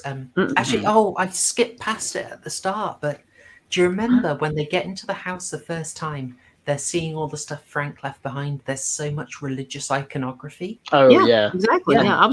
That's one of my many notes. That was one of my first ones. Yeah. And one thing I noted, Larry just says, I've got no use for any of this. And like, he's clearly indicating to us like religious iconography. And it's like, he's trying. It's like a virtue signal almost. I thought it was a bit of a weird line, but I'm like, kind of mid 80s. Would an atheist say that? It's like, well, yeah, it's kind of like before atheism plus, but it's their parents' house, so deep symbolism. That's their inheritance. Mm-hmm. It had religious symbols, and they're like, no, we got no use for it. Yeah, sod it. And then on Frank's bed, his only kind of symbolism was a statuette of two people having a romp. And Clive Barker is he's aware of things that we're aware of, and I think that with the American character of Larry, he sort of puts a lot of the negative American stereotypes about the decay of society into that one character, but does it subtly to where it's not ham-fisted or unpleasant. Yeah. It's like, hey, look, this guy doesn't care about God, doesn't care about religion. He's just going to brush away everything that gave his inheritance meaning and just take it for the material value and say, fuck it. Like, it's a very ugly, just regular American trope that I think Clive Barker was aware of and wanted to bring alive with the Larry character. Yeah, it's almost, this might be getting too deep for this point, but anyway, it's like the two brothers are kind of two sides of nihilism. Yeah. So one's a pure hedonist, the other's just pure materialist, but completely, for lack of better terms, a beta cook. Yeah. And it's kind of, that seems to be the two main roads, at least for nihilism. Just you either become purely hedonistic, or you basically live like your parents, and you don't really know why, and your life isn't that good for it. I thought the brothers thing was really important too. I'm just going to subtitle this the Peterson episode, because this is what we're doing. Okay. Oh, Murgy, yes. It does get a bit Cain and Abel. I did kind of think this, but my reading was like, it's kind of like a duality. So they're brothers, but think of them as sort of one flesh. And it's like Frank Gross. is. I know we do this every stream. We're gonna have one that isn't incesty at some point. I swear. I'm gonna find a film. But if let's take the brothers thing to maybe mean like Frank is the darker impulses that is always there. He's the untamed impulse, the id, and Larry is that more civilized side that maybe has weaknesses of his own. Sorry, I thought the brothers' symbolism was interesting too. And then even then you can bring in the Julia into it. She really what she wants is Frank, but she marries Larry, so she wants the more primal side of you. But so what you're saying is this movie definitely doesn't pass the Bechdel test. No, obviously. Why would? Maybe one good movie that does. Good. So, should we get back to the plot? I mean, so we can get into deeper readings. Okay. Well, sorry. I think there's deeper readings when you go on, because we've not even got to the cenobites yet. No, they're not even in the film yet. So, and they're honestly not really that important to the film. They're just cool. Yeah, that's what I think misleads people. I think maybe that crime guy, when you were seeing Hellraiser, everything like the poster in the box, it's just Pinhead's face, isn't it? It is. And you're expecting it probably to be the Pinhead show. That's what I was expecting. I think as I've been listening to this conversation, I think kind of want to reframe a little bit what I was saying. It's not that the story itself is disappointing, because it's an interesting story. I just didn't like the acting, and I had certain expectations in terms of Pinhead that just weren't met, and that's probably because of my own. Because of my own expectations. So I think you'll like the second movie more. I think you'll like it a lot. This is why I'm not averse to giving the other films a go, because, like I say, with things like Friday the 13th and Halloween series, some of these films will take a while to get going. And my impression is now I know what Hellraiser's like. I expect Hellraiser 2 would be a little bit more ramped up. Well, here's the thing, though. Clive didn't want there to be more than one movie. So the second one... I heard, yeah. Yeah, the second one is immediately jumps into we want to be a Hollywood horror franchise. So you get a lot more cenobites, a lot more weird shit, and it's more about what you think the movies are going to be like when people have told you about them. And personally, my favorite one is the second one. Even though I think that objectively the first one is superior, I enjoy watching the second one more than the first one, even though I think the first one's objectively better. It's just interesting, like, because I mean, I agree with you. The second one, I just think, does stuff that I don't see in other movies. But TCG, it's like, it's quite interesting going from like the cultural impression you have. Pinhead is put alongside Freddy, Jason, Michael, and so he doesn't belong with them at all. No, not at all. He's nothing like them, and it's just because Clive Barker. He is merely the bodhisattva at the side of the road on your way to experience. He will show you the way. He just reminded me more of a bureaucrat, to be honest with you, in terms of. That's what he is. He's completely different. He's realistic, because he didn't do any of the torturing. Really, that was the guy with the sunglasses doing most of that. That's Butterball. Butterball, and then you had Chatterer. Chatterer was the enforcer. He was the one kind of grabbing everyone and doing the actual violence. And then, you kind of had the, I guess what you call, if we're thinking of chess, his queen, which is the fanny throat. For lack of a better term. The community has called her different things over the years. She doesn't have an official name. She does look like, fanny neck or whatever, but like I think the most common one I've seen of her is deep throat or simply female cenobite. Yeah. I mean, even Pinhead isn't the official name. Yeah, I know there isn't one. They don't have names in script, I don't think. I think in the comics, not comics, but there's like a animated like comic book series or something along those lines. But Yeah. he was referred to as priest in those. But Clive Barker has said that look, he doesn't like the name Pinhead.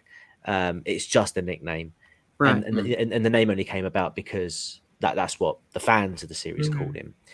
But he was like, no, he does have a real name, and I will reveal that at some point. But for now, we'll just have to put up with priest or Pinhead.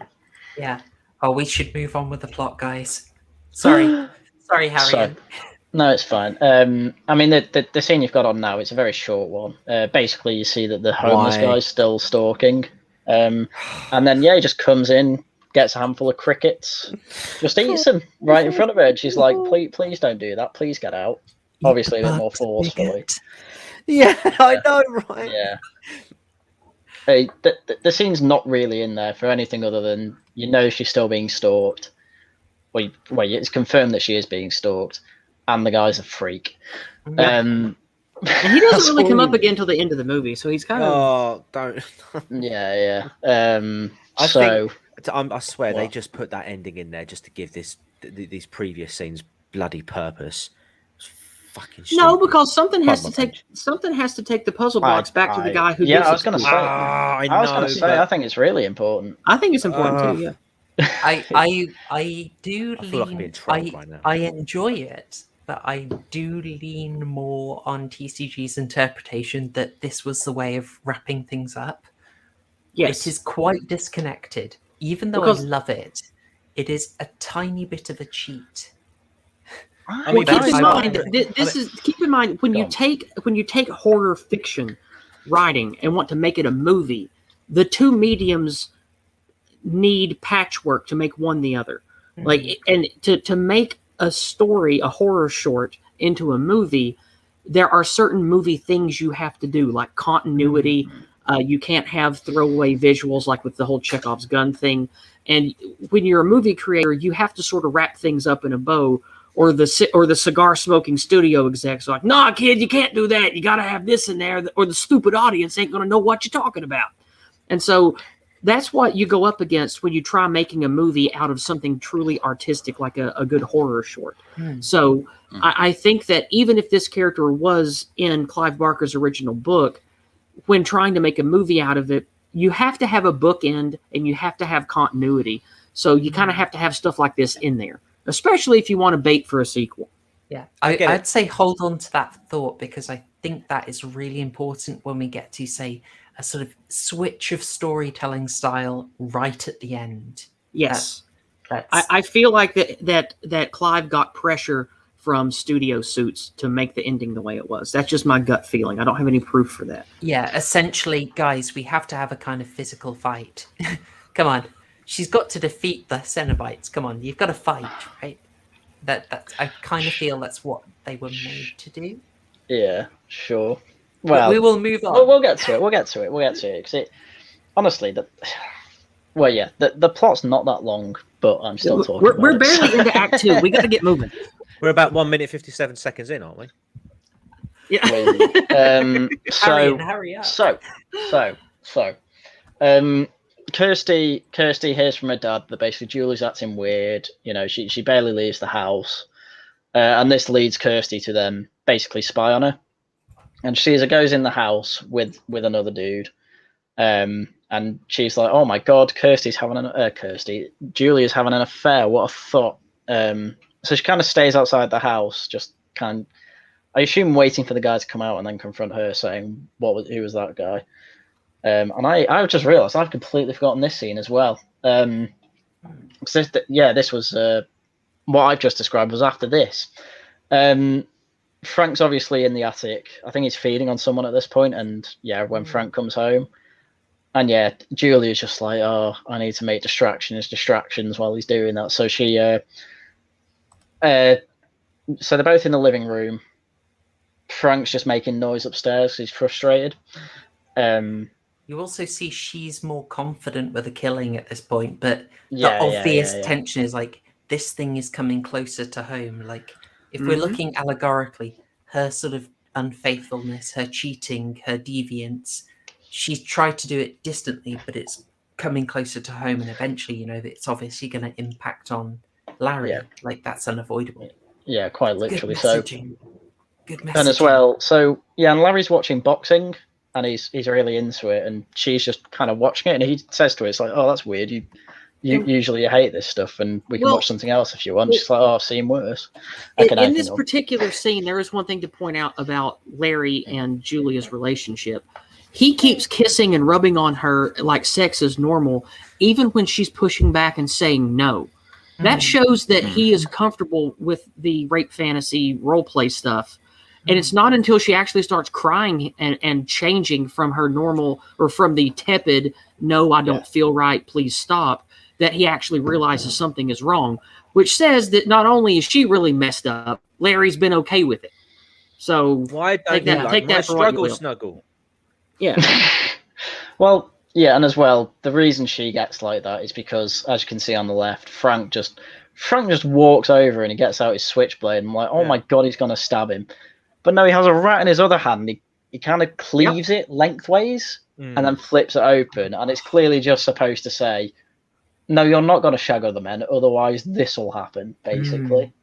It's so nasty. It's like I have a visceral reaction to it still, even after like 6 viewings. Yeah, and I think that's what Clive wants, because his movies are like that. This is one of the things in my notes I wanted to talk about.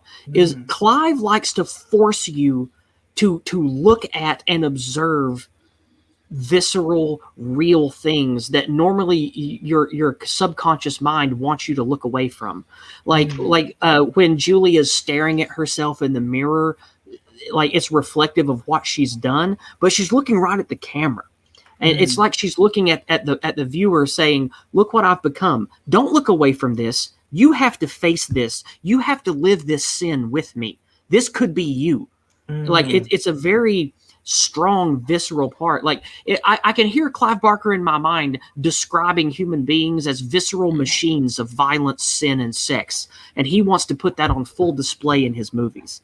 Well, yeah, we've got that in this photo right here. I mean, okay, I'm possibly reaching here, so feel free to mock, but okay, there are 2 reasons that Frank looks like that in that scene. One of them is because, you know, you can dress someone up in a suit, but ultimately we are flesh and blood creatures underneath, and it's just showing you viscerally, actually, there's something primal in us. We are creatures of flesh and blood, and that will always bleed through whatever sort of societal accoutrement we shove on top of that. And the other reason is it's cheaper, because you don't have to do his full body. But let's skip that interpretation. I was going to say that kind of thing is usually something in a movie like this, but I think that with this movie, since budget was an issue and this was a investors taking a gamble, it probably in the short story he was not wearing clothes. He was probably just his normal gross self. So the second thing is probably why this exists in this movie. See, I love that you got all these deep meanings and great conversation just now about this particular scene. I remember this one, and all I could think was, A, how white is that T-shirt, despite the fact that it's got a little bit of blood on it, and B, surely that must be hurting like hell, because he mentions earlier that his nerves are coming back and everything is exposed. That must hurt. Yes, but he has experienced the height of sensation in the realm of Leviathan. I suppose. So, but who knows? I still fall back on my first one, which is, how white is that T-shirt? Yeah. What is he using? It's really well ironed as well. I know. And keep in mind, back in the 80s, this no CG. Like this here is probably, we don't have the 4 hours or the money it would take to do this scene today. Just do the face and we'll throw a shirt on him and smear some sauce on it, and then we're good to go. Like it's probably what this is. That is a lot closer to what happened. Brilliant. Yeah. Yeah. So because of this whole episode and Julia basically screaming, saying, no, I can't do it, all that, Larry gets really annoyed, like, oh, what the hell? Like, why are you being like this? Why are you emotionally manipulating me, basically? That's what gets him to tell Kirsty that she's acting weird and she won't come out of the house, things like that. So yeah, Kirsty follows her. The other guy goes in. he goes in the attic, and he's the first one. He's a bit of a nerd, basically, and he basically just says, "Why the hell are you taking me here?" He's the first one to think kind of clearly about why we're not going to a bedroom. He then sees Frank, because he's not hiding very well behind a pillar, and he goes, "Oh my god, no!" And then he gets smacked in the back of the head, and there's a bit of a tussle, a fight, but ultimately he ends up dying. If we're going to something that, I'm sorry. No, you go. Oh, I was just going to say, Chloe in the chat just said the Virgin Larry versus the Chad Frank. If we're going to call him Chad Frank, we should call the loser Larry. We should call him Leisure Suit Larry. Oh gosh, it is getting very 90s up in here. It's very 90s in here, isn't it? Oh dear. So Zoomers just don't know. Mm. Wait, so is this the guy that Kirsty has seen go into the house? Yeah. Okay, good. So he starts feeding, and Kirsty basically goes in the house to be like, "What the hell's going on?" Right. I apologize for this that I'm going to put up on screen, but I had to do it, and this is important. No. This is important. Is it? I mean, I think it's going to be the next scene I talk about. Oh dear. Yeah. So that's what the feeding looks like. It's very heavily censored, by the way. Heavily censored. It's very Gomorrah. So, are we going to talk about that? What? Yeah, he sinks his fingers into their neck. It's Yeah. very visceral, and it's like he sucks the life force and the meat out of them to regenerate his body. Taking men upstairs into a dark, desolate room, and he sucks them dry. He sure does. Literally. Like a Tory. Sucking them dry. I don't want to miss a Why do chance his to talk teeth look about so good? Because he's not British. Well, yeah, exactly. Yeah. Hang on. Because in A white Clive Barker shirt, white movies, one teeth. of the things he does to make his monsters more disturbing is he gives them very human, lifelike eyes, mouths, and teeth. He does that in almost all of his makeup work. Because if you put a little bit of human facial recognition, it really touches our lizard brain and makes us be like, ugh, more than if it's just completely unrecognizable. And also, it's cheap because you don't have to do anything with his teeth that day. Oh yeah. True.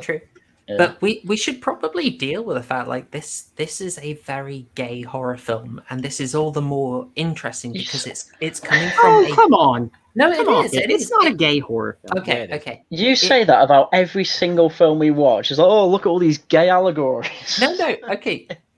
Clive Barker's interesting. He's not doing it like it would mean it today. You got to remember, he's a gay artist writing about the time of the 80s, and he talks about the community at the time in a really dark way that's really quite fascinating and is not sort of the sanctioned version at the moment. He's talking about the dark side of the community, and he does that certain over and over. I am certain that plays into the things that he made. I don't think that there is gay allegory here. I think that's just what you're seeing. He's literally sucking men dry.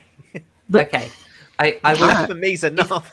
Hey, we have a saying down here in the South: a hit dog will holler. That's all I'm saying.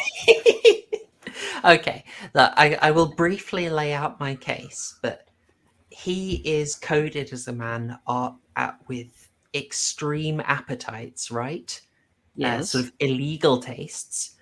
And like many Clive Barker films, Hellraiser is about sort of finding your way into hidden places, into subcultures, into other worlds. Like you break apart your reality and you go into a sort of like twisted subculture. Yes. Like in this one, you have he's seeking his pleasures and he ends up in a sort of extreme sort of leather-bound torture world. He's got a lust that needs to be sated by these encounters with random men. Clive Barker is talking about the very dark side of the gay community in the 80s. And he does this quite interesting. Like it's brought in, it's very honest and it's very critical. He's talking about a community he knows that has got some unsavory aspects. I get you, and I'm not a postmodernist. I don't think that we should remove the creator's purpose, and I definitely agree with you that this is probably what went through Clive Barker's mind with a lot of this, but I don't think that the viewer is meant to get that from this. Oh no, it is. It is not. It isn't hollered at all. Like if this were made today, you would get the messaging very directly. I'm just like, this is a theme that he puts in a lot about people finding sort of worlds within worlds that are tucked away and are dangerous. And I find it so interesting. The way Stephen King often is very comfortable doing the sort of smaller town, humble beginnings, humble work that make it really easy to sort of believe Stephen King characters. I just find that very interesting. Indeed. Right, Horrorshow, can you please pick a bloody film that doesn't have a gay allegory next time? Yes, I'll do my best. Blackcoat's Daughter and the Autopsy of Jane Doe. And the Autopsy of Jane Doe. I don't think either of those have gay undertones or overtones. I had to mention it for Hellraiser. I had to. Well, I'm glad you did, because I got to say a hit dog will holler, and that's one of my favorite phrases.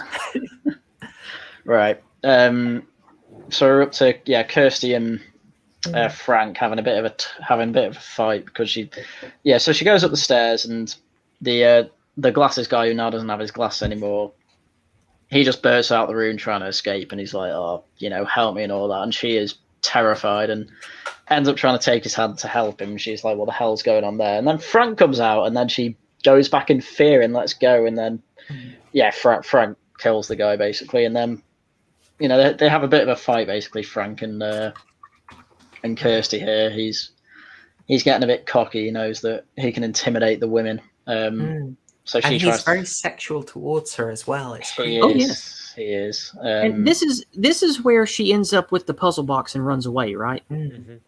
It's another incest film, for God's sake. So, yeah. I swear we'll get one without it. I swear. So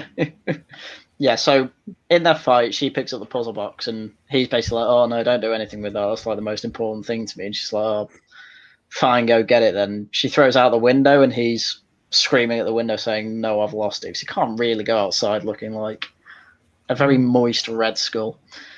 So she runs. Yeah, she runs out, takes the box, and after that experience, basically starts to get lightheaded and eventually faints. And obviously, she's taken to the hospital because she fainted in public, and where else do you take a person who fainted? Mm-hmm. And Did you like the way she got out of the situation? Oh well, let's get to that. So, go ahead. Sorry. So I mean, I just want to describe this scene because it was really weird. So she faints, and there's like three people. You're getting a first-person view of her, and three people kind of stood over her, saying like, "You're a right girl" or whatever. Then it fades to black, and then you get this like framing of like a red rose or something, like blooming essentially. And then you get to this scene where she's in the hospital and she wakes up, and the nurse is just there, sat down, with a random TV in front of her that then has a white rose blooming, and I'm just like, what? Why are you watching that? Why are you watching that? I have a theory. All I could think was it's a documentary. But go on, you go on. I think she was abused by Frank, and that's what he's implying. And the sort of it's a whole flower blooming thing, like it's an early abuse, and she's my mind went to deflowering. Yeah, it's a sort of nightmarish recollection. I didn't get that he had diddled her before. I saw the visual allegory as it was something beautiful and fresh and young he wanted to despoil. That's what I saw. Yeah, it could be. Why was the nurse watching it? That's my only thing. Maybe she likes flowers, Or maybe. If it was like a documentary about flowers on the TV and she happened to wake up, that'd be fine. But there's no sound. It's just like, oh, it's a flower blooming. It's like, shouldn't she be at work instead of watching the TV? Well, that was my other thing. It was a really weird scene. And the hospital bed, this does not look like your usual hospital ward, but... In fairness, Haryan, they hadn't invented TikTok for her to dance on yet. Oh, that is a good point. That's true. And also, why were the police on their way? Oh, right. Let's just get into this whole thing. So, because so So the nurse is there, and she's like, "Oh, I'll get a doctor." And then Kirsty's obviously got questions. She's like, "Where the hell am I? What's going on?" The only reply is, "I'll get the doctor." No, "Oh, you were brought here by strangers. You fainted in the street." Nothing like that. It's just, "Oh, I'll get the doctor." So she tries to get up and get out because obviously, she's got a supernatural red skull in her attic, in her father's attic. So tries to get up. She can't. Doctor comes in. He says, "Oh, I suggest you get back to bed." Very stern. It's like, fair enough. She's recovering. So yeah, she's told that, the police have a load of questions for you. They're on their way. And then he gives her the puzzle box. It's like, "Oh, does this mean anything to you?" And she's like, "Not really." So he's like, "Right, me and the nurse have other errands. I'll leave this here. Hopefully it'll jog your memory." And I kind of get with this particular scene, TCG, the dialogue's all over the place. Mm-hmm. This does not feel like a hospital. I was going to concur. I love this film. Mm. The nurse and doctor, I think, are terribly written. The scene really annoys me. It's to me, what this says is, okay, in the story, it probably just cuts to her in the bed with the puzzle box, but you can't just have that in the movie because that makes the fat cats with the cigars who pay for your movie unhappy. They're like, "Well, people got to know that she's in a hospital. There has to be a doctor. You got to show all this stuff here. It has to be on screen." And so he's like, "Well, okay, fuck it. We'll just write us up a doctor and a nurse, and there'll be a cop, and that'll make everybody happy. And it's established that she passed out in public and all that." When really, as a writer, as an author, you cannot insult the intelligence of the reader because you know that they will just intuit that. But I think a lot of times when it comes to making a movie, the producers and other people get involved. They're like, "No, you got to have this. You got to do this. You got to do that, or it's not a movie." And so that's why it feels like that scene was just rushed and ham-fisted into the movie with very little thought behind it. Yeah, is because something very important then happens. Which go on, Haryan. Well, I was gonna say you could probably not pay the doctor. I mean, you can have the nurse in, that's fine, but you could probably not pay the doctor actor and put that money towards making this look a bit more like a hospital. And then, you don't have to insult your audience by saying, "Look, they didn't want to make it look too much like a hospital because they had to cut the set in half and pull it apart for the next scene. Well, this was made for 1 million, so they did not. This was made on the cheap. This is very cheap, exactly. So talking of that explains the next bit. So she plays around with the puzzle box and starts to solve it. And as we say, the set tears in half. A whole wall opens up. And then there's just this big long corridor, and Kirsty being, as we can tell, she's a bit of an explorer, so she goes down there. And at the end of that corridor is probably one of the most horrific creatures I've seen in these horror films so far. Have any of you played the new Resident Evil Village? I've watched. Well, do you know the baby from that? Yeah. Yeah, that's the first thing that went in my head. So you've got this grotesque monster that's got. It's like an upside down thing. So it's got the head at the bottom, and then you've got the body going to the top. The legs are coming out the top bit, and the arms are at the next bit. It just looks grotesque, and it's all pink, and it's got massive teeth. Starts chasing her, and you basically get this chase scene down the corridor, and I'm like, God, what the hell's going on? You're a bit terrified for it. But she obviously makes it. And then she looks behind, there's no gap in the wall there anymore. So I'm kind of like, oh, is that a dream or not? And it's like, oh, probably not, because she solved the box. So she solves it again and does the final bit that you see at the beginning, where she twists the whole thing round and puts it back in. And then what are they called? Cenobites turn up.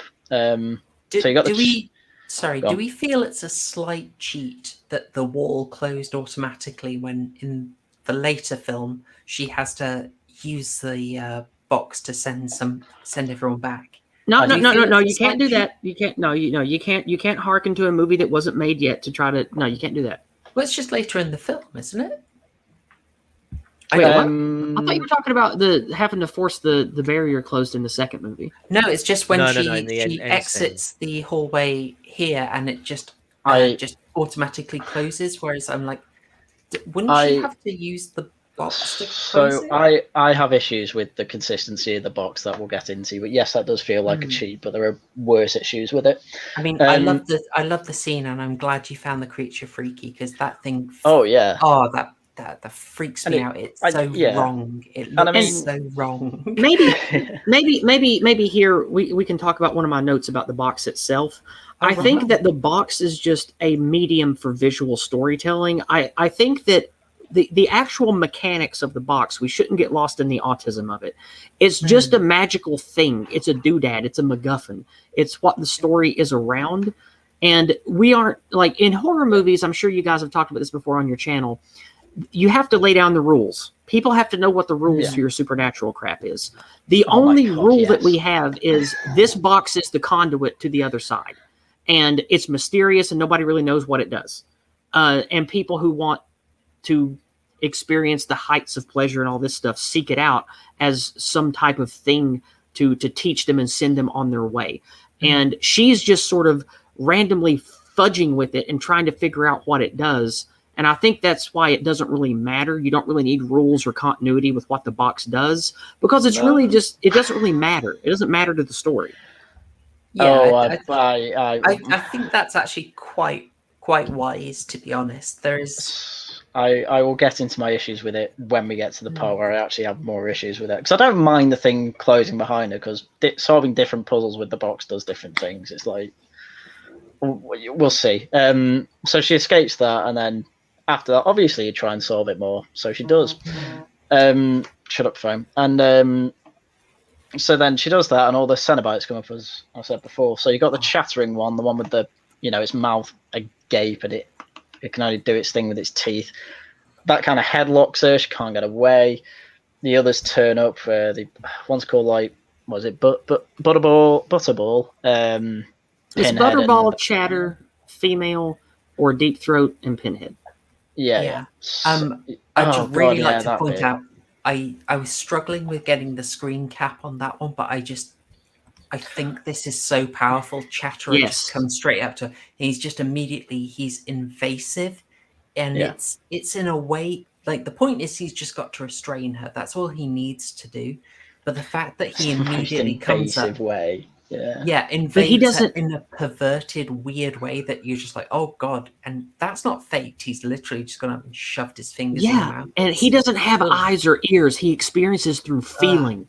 So he goes up to her and immediately wants to be inside her and feel her and manipulate her.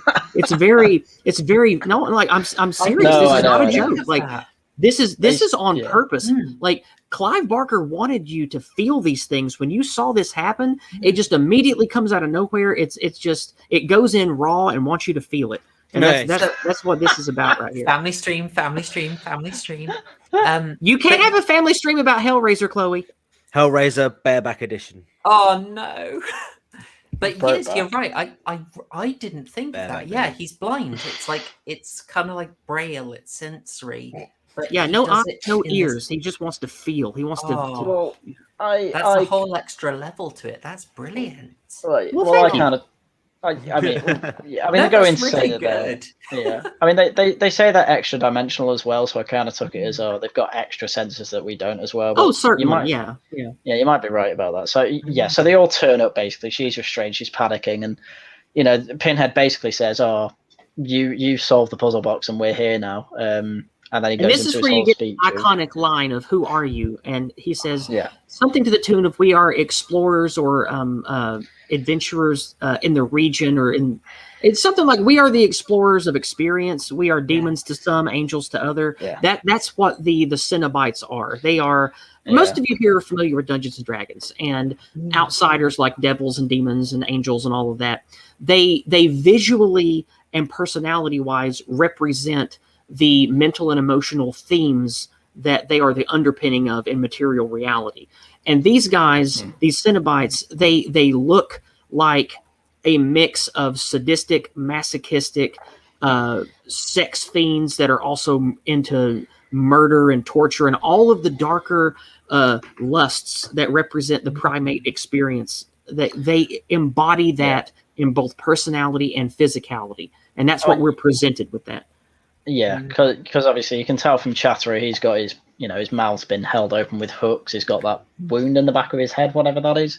You don't see much of Butterball, but you find out later that his eyes are sewn shut, and Mhm. you know, Pinhead obviously has a load of pins in his head. And the female one has, you know, opened up her throat for whatever reason. Clearly I think in the these short stories because she was a smoker and had to have a tracheotomy or something, and then she started doing sexual things with the hole and tore it open. Like, it's really fucked up. nice. Yeah. As you Like I should. said, you can't talk about Hellraiser and have it be a family stream. It's not possible. Yeah, true. So she's panicking here, and after she's given that speech, they're basically saying, "Oh, you've opened up the portal, therefore we have to take you back." And she says, "Oh no, do you know? Why wouldn't you say this?" She says, "Yeah, do you know a Frank Cotton? Because you know this really effed up thing's happening. Why not mention another effed up person?" And they basically say, "Oh yeah, we remember him. Obviously a bit more demony."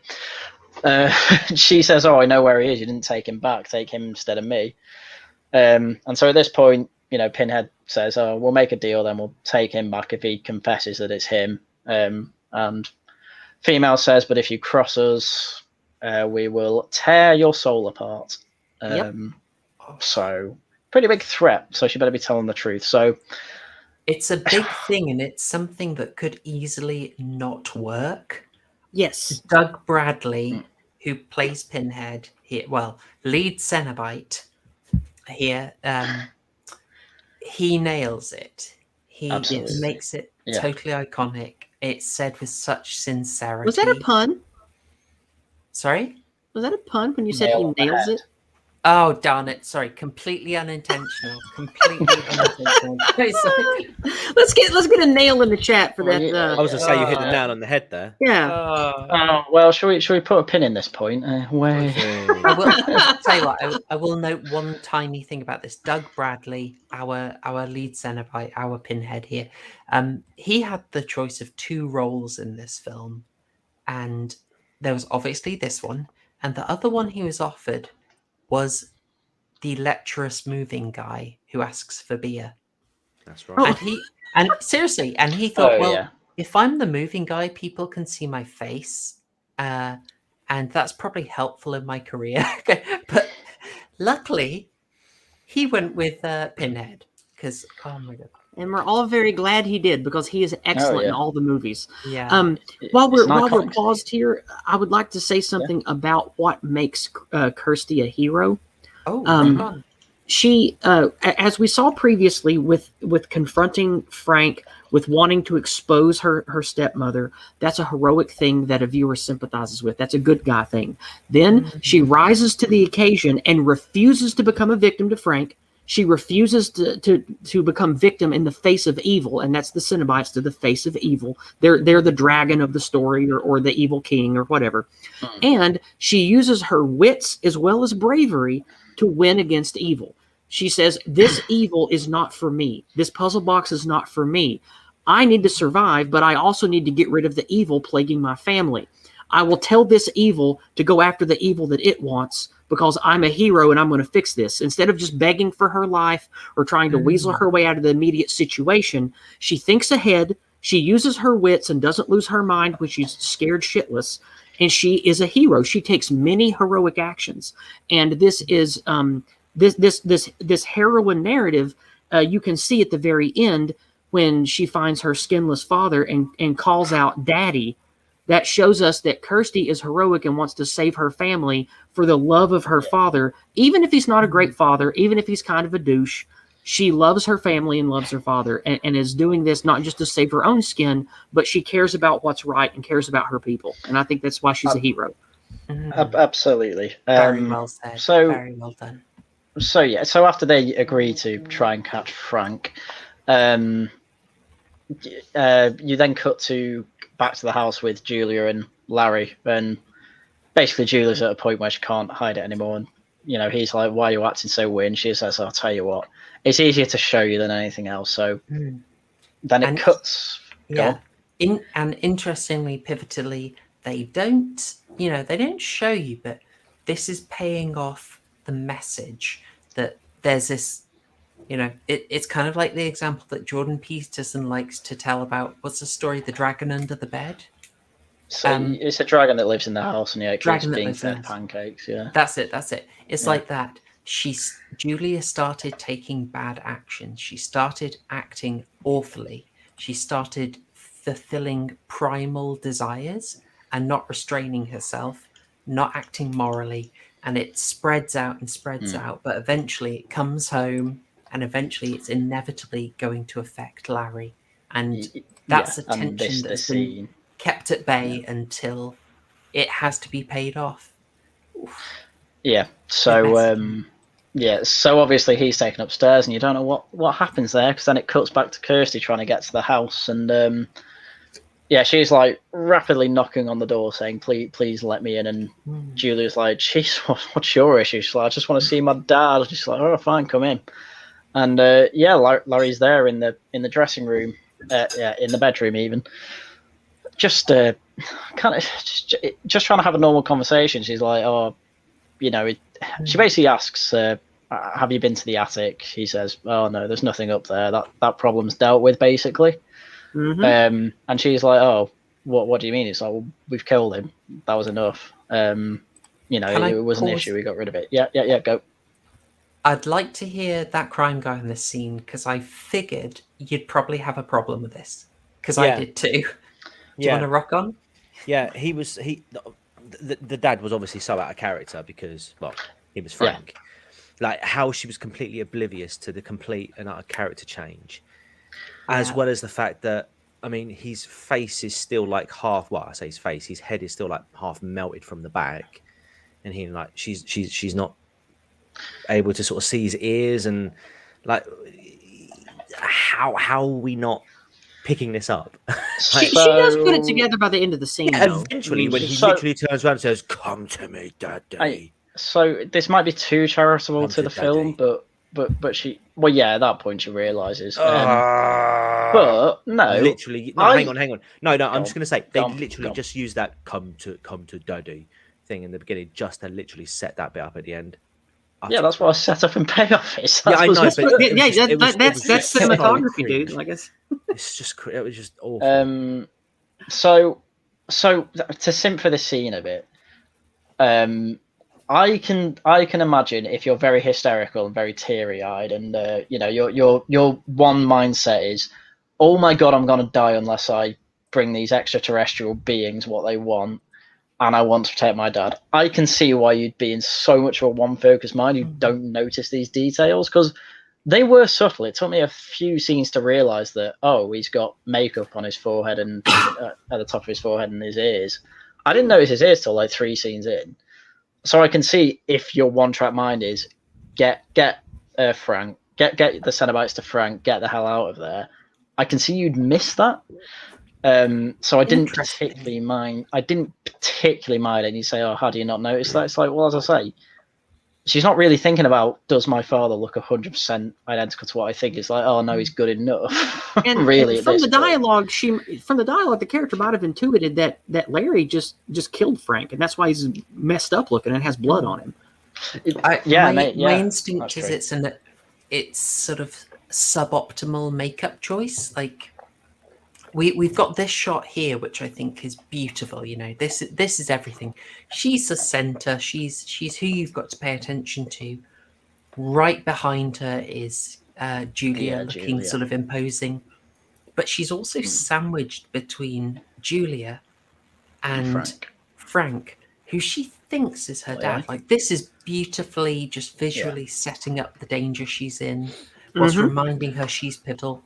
And we get this back view of Frank, and I think I would have loved a slightly different effects job where, sure, he's got some blood on his face, but it doesn't look like his hair angle is messed up. I'd like it if we just sort of saw much more messed up stuff on the back.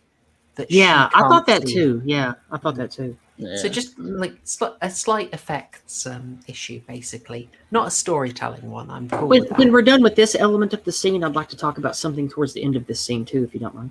Oh yeah, I'm done with that. So you can rock on. Yeah, you can. May as well do that now. One of the things that I think was good visual storytelling with the Julia character is by the end of this scene, when Frank with Larry's skin on, the Frank Larry, and Julia are sexually holding and petting on Kirsty, you can see by the look on Julia's face, she's completely into it by this point and having a great time. And that is a big change from the beginning of the film when she's sort of tepid and feels like what she's doing is dangerous and risky and like she might not want to like be killing these men for Frank. It's like now that she has the carnal lust and the quote unquote man she wants in the skin that she's become comfortable with, she is completely on board, and she is nothing but an evil, disgusting villain and doesn't feel a need to hide anything anymore. And I think that that's a really good, with her face, with the actress's face, with her motions, with her hand movements, with her eyes, you can see that the Julia at the end of this movie is a fully manifested demon, where at the very beginning it was just the seed of one. And it's really good visual storytelling with how Frank's influence and the Cenobites' influence and the evil has completely corrupted and made this woman into a monster. Oh yeah, yeah. I will grant the film that the character development of Julia throughout this movie, from where she began to where she is at this point, they did do a good job in that regard. Yeah, really good character development for Julia, despite not passing the Bechdel test. So how we got a good film. It's weird that. Yeah, I mean, I think it lays it on really well after this. So, Kirsty's told that Frank's been killed in the attic. So she goes up and sees this steaming kind of red, flayed corpse on the on the floor. Barbecue, basically, and yeah, she's like, "Oh, it's true then." Kind of in your head, you go, then, well, what about the Cenobites? And then she says to the Frank Larry dude, "Oh, we really need to get out of here then, because I'm about to die." But she's on her way down. Julia puts her hand in the way. She's like, "Oh, what's the rush to get away? What's wrong with you?" She's like, "No, we need to go." So then she grabs her and headlocks her again. You can't get away. I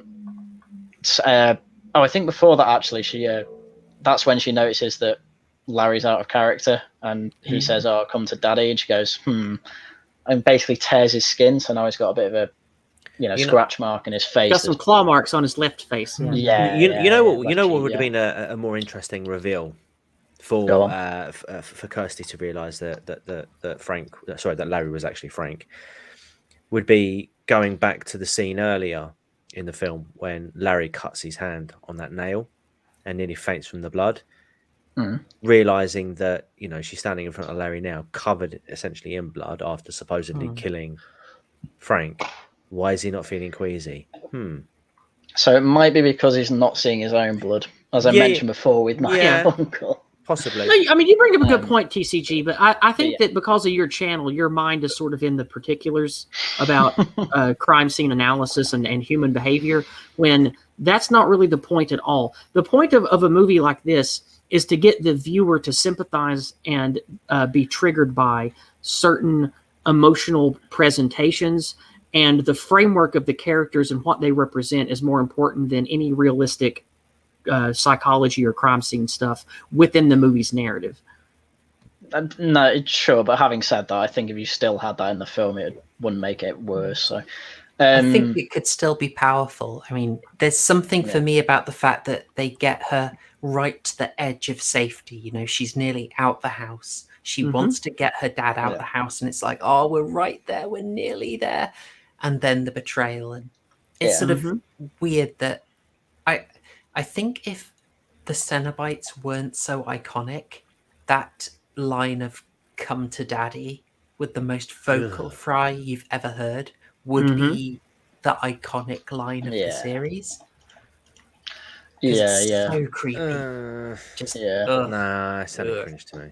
All right. I didn't like it. Not sold on it. That's okay. Nah. Cringe doesn't mean it was bad writing. No, it's not the writing, it's the acting. It's specifically the acting. That's what put me off. All right. That's fair. I liked it. It's that type of superficial thing. It's not really much to go off more than that. So anyway, we're at this point where Julia's got Kirsty holding her in, and Frank gets his switchblade out, and he's like, "Oh, that's a shame. Now I have to kill you, basically." So he goes to stab her, and she gets out of the way just in time, and instead he stabs Julia. So Frank, being the selfish prat he is, decides, "Oh, I'll just, drain her as well." Just not giving a care, which I think is really helps with that theme, and I think it's very in character for Frank, who clearly doesn't care about anyone. Of course, right? Um, Because Julia was old hat to him. Because clearly it's shown to the viewer in the beginning, he goes through dozens of women. He doesn't care about them. When he uses them, he's done with them, and he moves on. And it's clear from the discussion and everything we talked about today that he was going to be very soon done with Julia anyway and move on. And the fact that he didn't care at all with the immediate stab motion to try to stab Kirsty, he knew that if she moved, he could stab Julie, but he didn't give a crap. He didn't care. And then once the knife is in, the actor, okay, let me pause here. We have to admit, the guy who played Larry, excellent actor that he can sell both characters in the same movie. Very good, very good on that actor for doing that. Also familiar to any fans of Deep Space Nine. Yes, he's in DS9. He's in What's his House. name? He's been in Stargate. He's been in all kinds of stuff. Like he's. Oh wait, no, not House. I'm sorry, X-Files. Anyway, when he goes and misses, the actor doesn't flinch. He makes the same through motion, like he enjoys the act of stabbing and killing. And just because it's not one woman and it's the other, he doesn't care, and his body completes the motion and enjoys the stabbing anyway. I thought that was perfectly represented with what I saw in the film, and I thought that was great. He even says to her, it's nothing personal as well. Yeah, he does. Oh, good catches, good catches. Yeah, it's really good stuff. Really good stuff. Kirsty's then left with pretty much no choice but to, as Sydney Prescott would object to, run up the stairs when she should be going out the front door. It's insulting. I mean, I don't she'd have to run through a crazy man with a knife. So I was going to say, I don't blame her. We have to get the Scream reference in, guys. We've got that's true. That's true. So she runs up to the attic, and Frank follows her, and does the evil man thing of, "Oh, I'm Frank, and I just killed Julia." And then the cenobites turn up, and they're like, "Right, that's good enough confession. You're ours now." So they all appear there, and the Butterball one comes up. He seems to be the main kind of engineer of the hooks, and then you get a load of hooks coming into him, start going into his skin. All that effects again really good. Before we get to the crescendo, can I pause you and say something real quick that in my notes? We have, when she runs up the stairs and hides, we referenced it earlier, the maggots and the decay and the rot. When hiding in one of the closets, Kirsty we get a really genuine old-timey jump scare of when she's in the darkness, rolling ahead just into the light is one of the most realistic desiccated corpses I've ever, or realistic looking savaged movie corpses I've ever seen. And out of its eye sockets and mouth just spill buckets of maggots. And it's really, really unnerving because it doesn't get it doesn't get like a spotlight or much of a camera shift. It just sort of spills into frame with her in the darkness, and it's genuinely unnerving. It's really good. And go ahead. I was just going to say, she's clearly terrified. She's trying to stop herself from making noise because Frank's still trying to find her to kill her. But when she's looking for a hide, I'm sorry. Go ahead. I was just going to say, it answers the question of where the bodies are. They're just in a closet in a spare room. It's like, yep. And you think that'd stink out the whole room? You would. Sorry, I'll let you go on. No, it's just it's kind of funny. As she's looking for that hiding place, we have perhaps the only time in history a Jesus jump scare. When she opens up a cabinet to see if she can hide in there, and a big, 4-foot tall statue of Jesus leans out and gives the audience a jump scare. I can't think of another Jesus jump scare in any movie. Can you guys? I know, but I'd just like to report that Wholesome Waifu had a massive jump at that. Oh, did she? Yeah, she jumped out the sofa. At the Jesus jump scare, huh? Yeah, to be fair, that caught me as well off guard. Oh Yeah. no, it's quite good. Like that's why I call it a legitimate jump scare. Yeah. But it's just a statue of it's like a Jesus statue. You'd expect to see it like a I don't know like the foyer of a youth group or something. Like it's just a little Jesus statue, Yeah. and it just goes boop, and it just sort of falls out of the cabinet or the closet she's looking in, and it's a genuine jump scare. It's pretty good. I just want to point something out here that I'm my mind is blown. John Gorris, you absolute legend. When we're talking about Andrew Robinson's other work, John just dropped this bomb. He's Scorpio. Mhm. I watched that a couple of months ago. I never connected the dots. I did not realize this is the same person. How can he play Scorpio and an absolute dweeb like Larry? Like, well, that's good the thing acting. about real Honestly. actors that are bit actors. Like this, the guy who plays him, I don't know the actor's name, but he's a bit actor. He's been 100 different roles in 100 different genres. Those actors are excellent because they become the role and you don't remember the actor. That's why they're called bit actors, is they play a bit and then they're forgotten. And they're great at it. And he's made a great career of doing wonderful bit parts. Yeah, it's kind of like I think I'd be on the watch for him now, but it's kind of like Jeffrey Combs. Once you know Jeffrey Combs, you see him everywhere. Or Ted Raimi, you see Ted Raimi everywhere. Once you start, Why did you looking say at him. Jeffrey's name that way?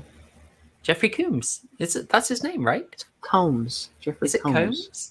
I thought every time I've heard you say it, I thought you were making a Coomer joke. Every time I hear you No. say that, I thought it's Jeffrey Combs, not Combs. Oh, Combs. I always heard it as Coombs, and so I've just always said Coombs. Maybe that's because you're a Brit blown. bong. I don't know. No, yeah, I mean, lots of problems are due to me being a Brit bong, obviously. I'm relieved if I can say he's Combs. That's wonderful. It's Jeffrey Combs, like a comb through your hair. Jeffrey Combs. It is spelled Combs. I was always confused why you say Coombs, but So I really thought it was Coombs. Okay, wonderful. We can stop saying that. It's kind of great. You mean you can stop saying that? I'm very happy to stop it. Okay, let's move on. Okay, let's move on. Oh no! Oh dear. no! I'm combing. Speaking of Jeffrey Combs, I watched The Frighteners finally, and we can talk about that later. But go ahead. Oh, nice.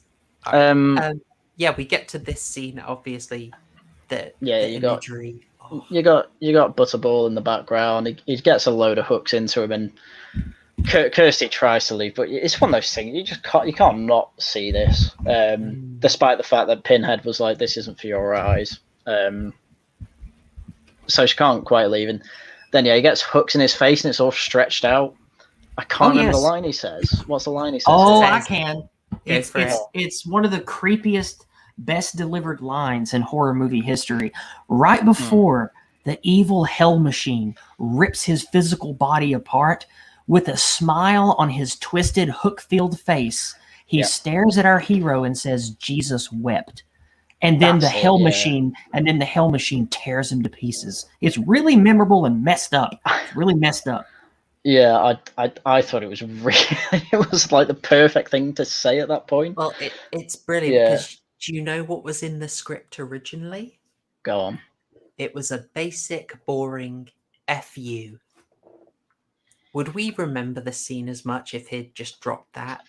No, you definitely the Jesus wept. It's so interpretable as well. It's like, oh, is Jesus weeping at like what you've done? Are you just basically saying fuck you but nicely? Yeah. That leaves a lot of room for interpretation. I like it. I thought it was great. Did you guys mention about the fact that he had to convince Clive Barker to change that in the script from "fuck you" to "Jesus wept"? Yeah. So I just sort of jumped in. I was listening while I was making a cup of tea, and I heard that bit, and I was like, I know I need to add this bit. No, it's such an important change. And again, Clive Barker, good on him. He's a first-time actor. He's a first-time director. First time doing the full writing for a whole film, and he's not precious about it. He took an actor's suggestion and worked with it. And you see in the trivia, he took lots of things from actors' suggestions and sort of let them direct him a bit, which I think is clearly worked out well here. Well, okay, I have to point out something obvious here. Do any of you know why saying Jesus wept here is so critically important and beautiful? I mean, I might be the only Bible scholar in the room, but do you know why that's so important and so impactful here? Rock on, you will know more Bible than I do. Okay, well, give me just a second, and I'm going to pull up some verses because I want to make sure I'm correct about this and not just making this up. So give me just a second, I'll pull it up. Talk amongst yourselves. That's Speaking of Bible verses, we do have Lambda lined up to get on, which will be tricky as, of course, everyone on the stream is also Lambda. So I don't know how we'll make that work. We're all Lambda. How have you not? Oh, you're behind the law. What? Is this a thing? What's the thing? You're behind the Lambda law. Don't worry about it. I'll catch you up later. But he's on. Excellent. We haven't settled him for a film yet. I'm trying to work out, but he's pretty flexy. Okay. So I think, but I'm going to feel bad if I show him something really degenerate. So. We are all Lambda. So I was correct. My Bible studies have not been since the 90s when I really wanted to pick apart the Bible and understand it. But I'm glad that I remembered correctly. The reason why Jesus wept is its own verse when it shows up a couple of times is because it wanted to show the humanity that God would feel towards humans in human form. The reason why Jesus weeps in the 2 or 3 times that it says Jesus wept in the Bible is because he was a mix of elated and sad at the primal breadth and the beauty of the human experience and human emotion. And so for this guy and this position here to say Jesus wept, not only is he acting like he is God made manifest in man form, but he weeps in awe at the entirety of the human experience. And that's why this is so important in this moment from this character. Oh, fantastic. I would never have known that. That's a fantastic choice. I don't think the actor will have known that deeply how impactful that.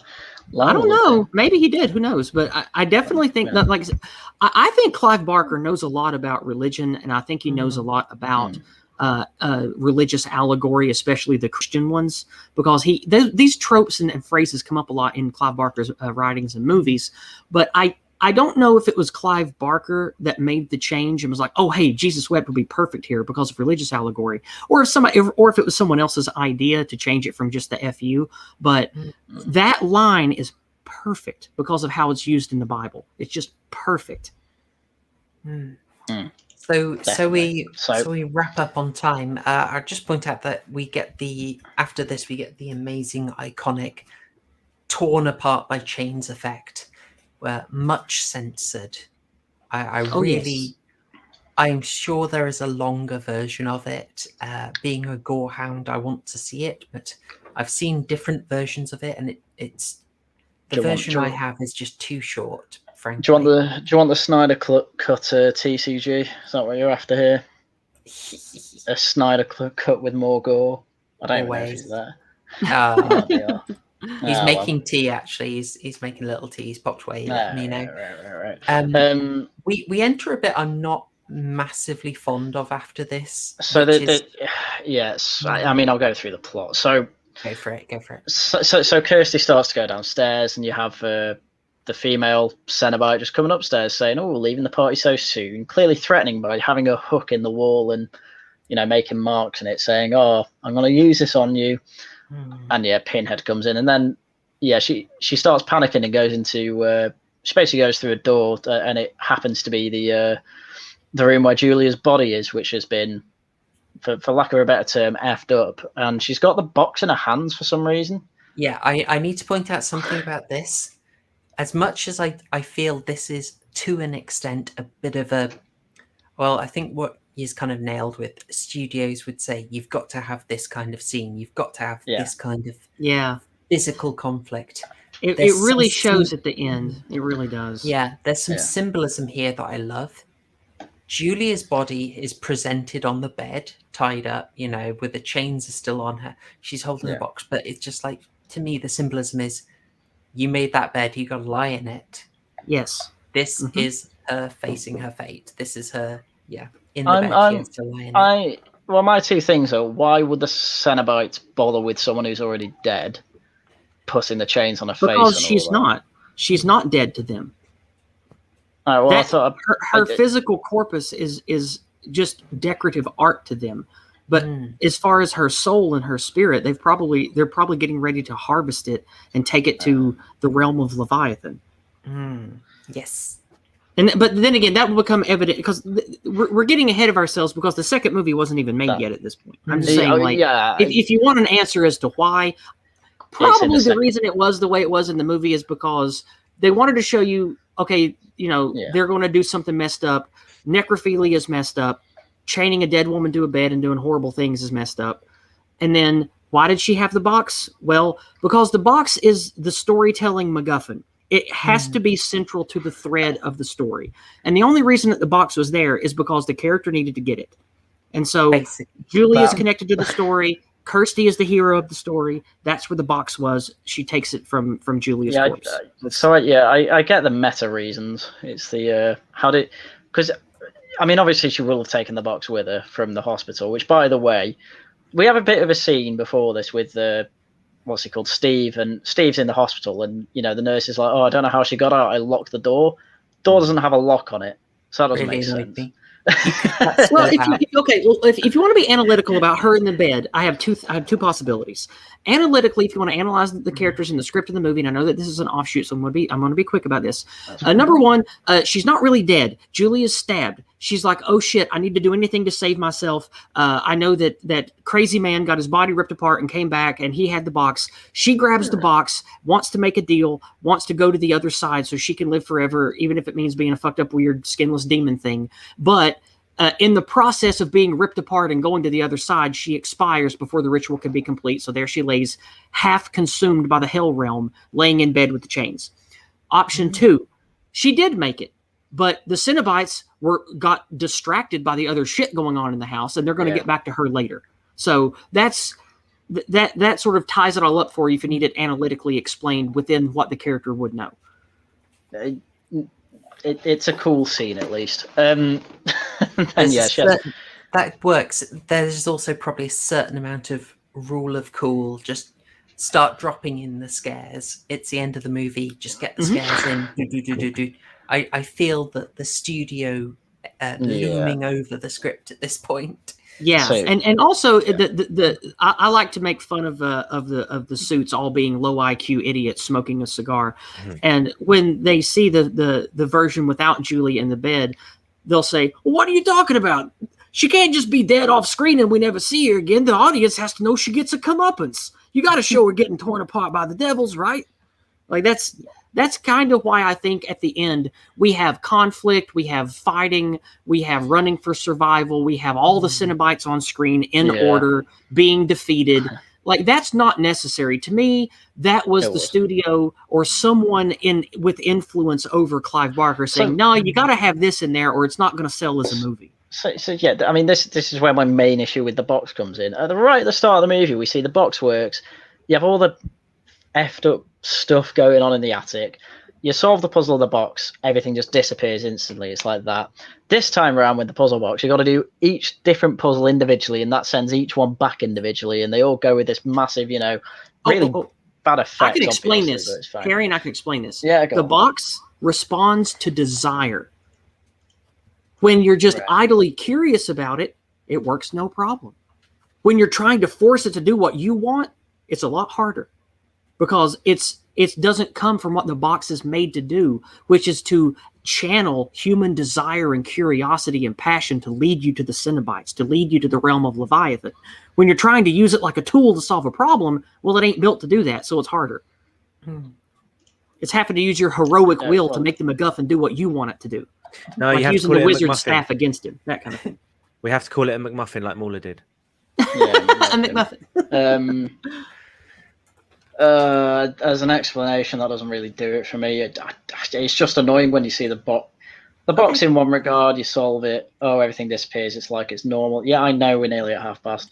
And then other times it's like, you solve each bit at a time, and each time each individual cenobite goes, and then she does all four, and then the really effed up monster from before that randomly appeared is back again, and I'm ridiculous. I was like, well, I was in two minds. I was like, wow, that's really creepy, and like, why wouldn't it be there if she could get to it before? How does she just solve another puzzle to get rid of it? How does? Oh yeah, you have this really long scene where she's trying to like grab the box, and then he's trying. It's like a slap fight. Really took me out of the film. Do you notice the only bit I found entertaining of that whole bit, right, was when she's fighting with, you know, I'm going to call it Barry, because why the frick not? Because it just looks stupid. And then the boyfriend, because Steve's here now. Yeah, Steve.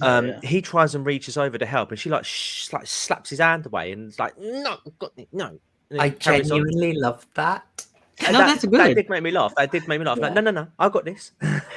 Carries on. If we're on that, can I just point out something that I didn't catch, but Waifu did? Steve comes in through the front door, or is shown on the outside coming through the front door, and the next time he's on the inside, he's in the kitchen. Like Which is at the back. Yeah. And I think that's just because he couldn't come out exactly where she was, so they just had him appear in the kitchen. It's I noticed that. Well, when you're shooting a film with actual film on a budget, you can only put the bulky cameras in certain places inside. They were genuinely very limited by the size of the house. Yeah. And the budget. Don't forget that. They were really they were working with just pennies. They didn't have a lot to go around. Yeah, I mean, but at this point, by this point of the film, they had pretty much run out of money at this stage. Yes. So were you going to say about the sort of maybe slightly questionable now effects of the box sending the cenobites away? That was hand animated by Clive Barker, and I believe it's referred to in the trivia as some Greek guy. Yeah, some Greek guy. Yeah, nice. So I don't know if we can say it's because they were towards the end of the movie, because scenes aren't shot in the order that they are presented in the movie. Like the house stuff could have been shot mostly first, and they planned on having that interspersed, or maybe it did come at the end when the suits were like, "No, kid, you got to have a big ending when they fight all the monsters." Yeah, I'm pretty sure this was at the end, because I think I read it. I think I've read somewhere in the trivia notes that they very specifically were like, "We've got very little money to do the effects that we need to for this particular scene."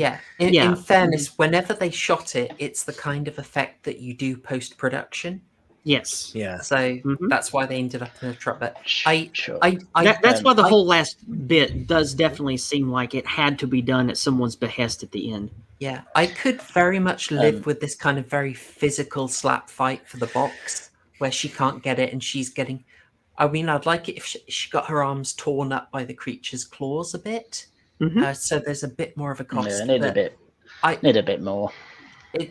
But I would happily lose all the sending the cenobites away and keep this, but I don't really like having both of those. I just feel like the cenobites should kind of be above it. Like they got their man and they're very happy. So I don't know. Well, the idea is that they're supposed to be like the height of hedonism, so of course they'd find any excuse to be within their rules, and they're perfectly within their rules to be like, you summon us, therefore you come with us. So I'm fine with that. Yeah. What was annoying me was that the house was collapsing for no reason. Yeah, that was crazy. It was like, you have to get rid of all these like pinheads and butterball cenobites and all that. It's like, house is collapsing as well. Yeah, that was a thing back then. That was a thing back then. Yeah. Was it Poltergeist? Did Amityville? Did the house? I think Poltergeist is what started it cinemagraphically. Yeah. Well, so you got Carrie. Carrie did it. Yeah. Carrie did it. Oh, of course. Oh, wait, did Carrie come before Poltergeist? Another bullfight. Yes, 1976 for Carrie. Oh, okay. Poltergeist was, I want to say 82. I'm going to check because I thought Poltergeist was 79 or 80. 1982. Get wrecked. Oh, good job. Good job. I never remember these dates. But I'm usually off by 20 years. I'm pretty much in agreement with all of you at this point. I think that the movie should have ended with she escapes and survives the engagement with Frank and Larry's skin and with Julia, and then the Cenobites show up, and while they are fighting, she either escapes the house or hides successfully from them, or if you want the boyfriend to be a little more heroic, he breaks open a door or fights off one of the monsters, and they run out of the house, and then there's like a bright flash. The house doesn't blow up or anything like that. They go back in, and there's no blood and no gore in the house, and it's like nobody was ever there, and it's just the puzzle box sitting in the middle of the floor. And they pick it up, and they're like, "What do we do now?" And they're like, well, let's go burn it. Let's go bury it. And when they get to Yeah. the front door to leave, it's the weird guy with the piercing eyes that ate the crickets earlier. And he just holds his hand out. And when they give him the box, he just fucking disappears. And that's And the then end. they shag. And but I think that would have been a much better ending, because then it's clear that the piercing eyes, weird homeless looking guy is an agent of the box, or whoever controls the box, the "what's your pleasure, sir" guy.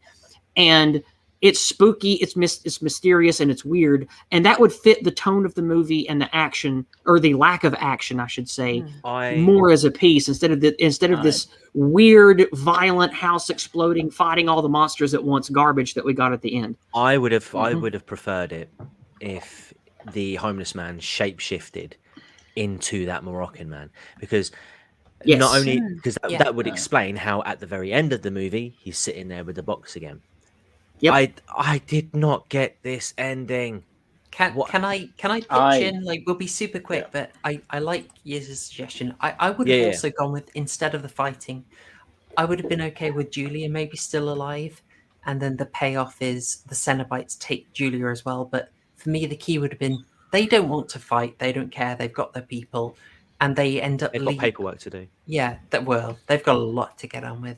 They disappear and they leave Kirsty alone in the attic, and then you just go down with, it's her with the lament configuration and her father's body, and she can then, she's not satisfied, she's still horrified, and she can mourn, and then all she wants to do is dispose of the box because she sees it's nothing but evil, and then we cut into our ending. I'd have gone for that.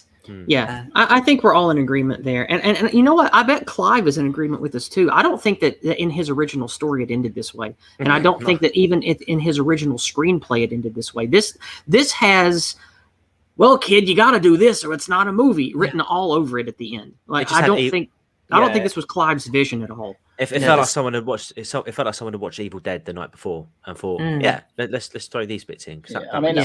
I don't know why you'd throw a metal box into a fire and think it would do anything.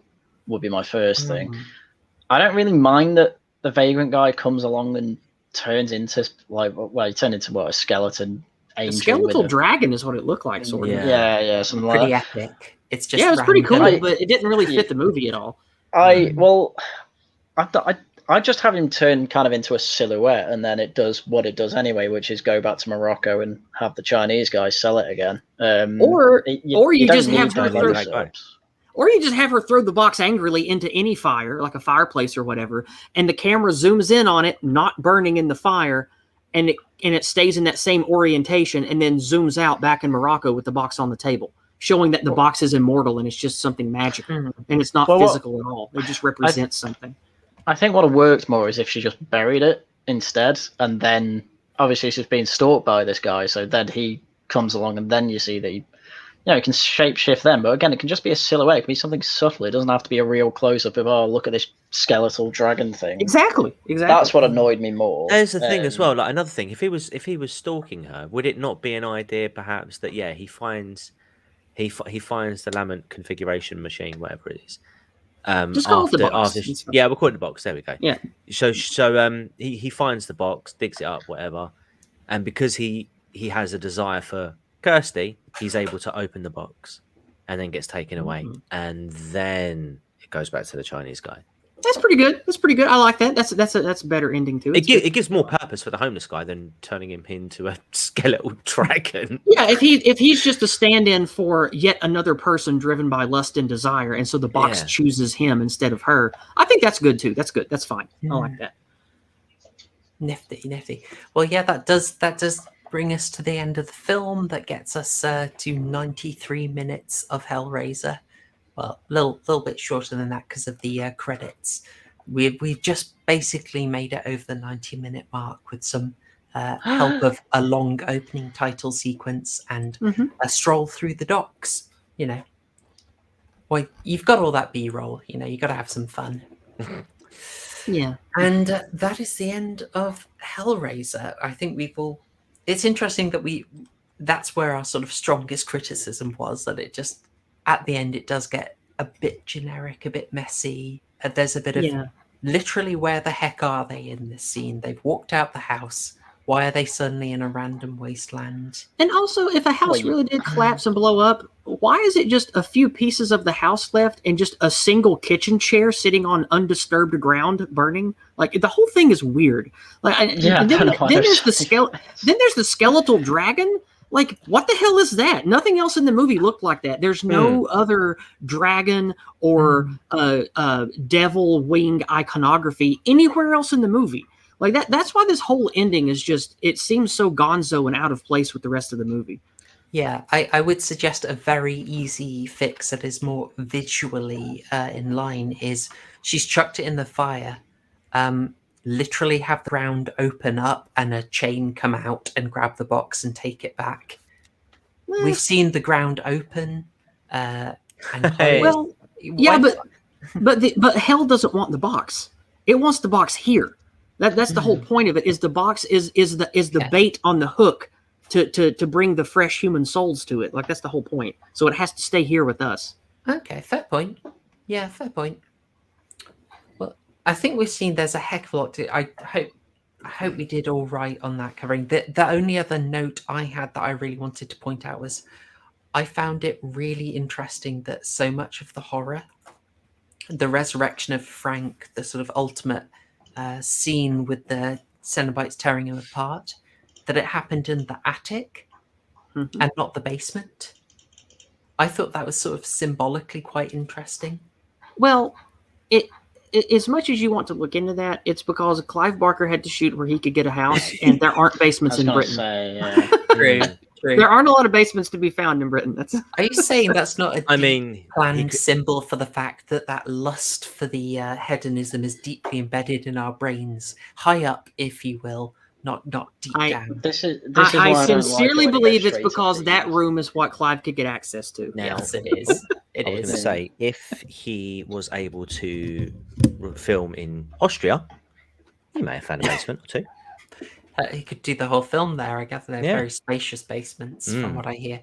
But that is, what has happened to this stream? Gosh darn it! This is a family stream. I just really want to go back as well. One of the things that really stood out for me in terms of how awful the acting was after the bit when she Kirsty's fighting with that demon Bob whatever for the box, and she eventually wrestles it back. And obviously the house starts blowing up and explodes and all this stuff. Steve just looks absolutely uninterested. Like, she's all like, oh my god, like traumatized and everything. He's just sort of like there, blank expression. If you go back and watch that scene again, just pay attention to his face and his expression. He doesn't give it. He doesn't care. He just doesn't care. Yeah, and this brings up the only major point on my list I didn't get to during the stream, which is Steve is a completely useless character that doesn't need to be in the script at all.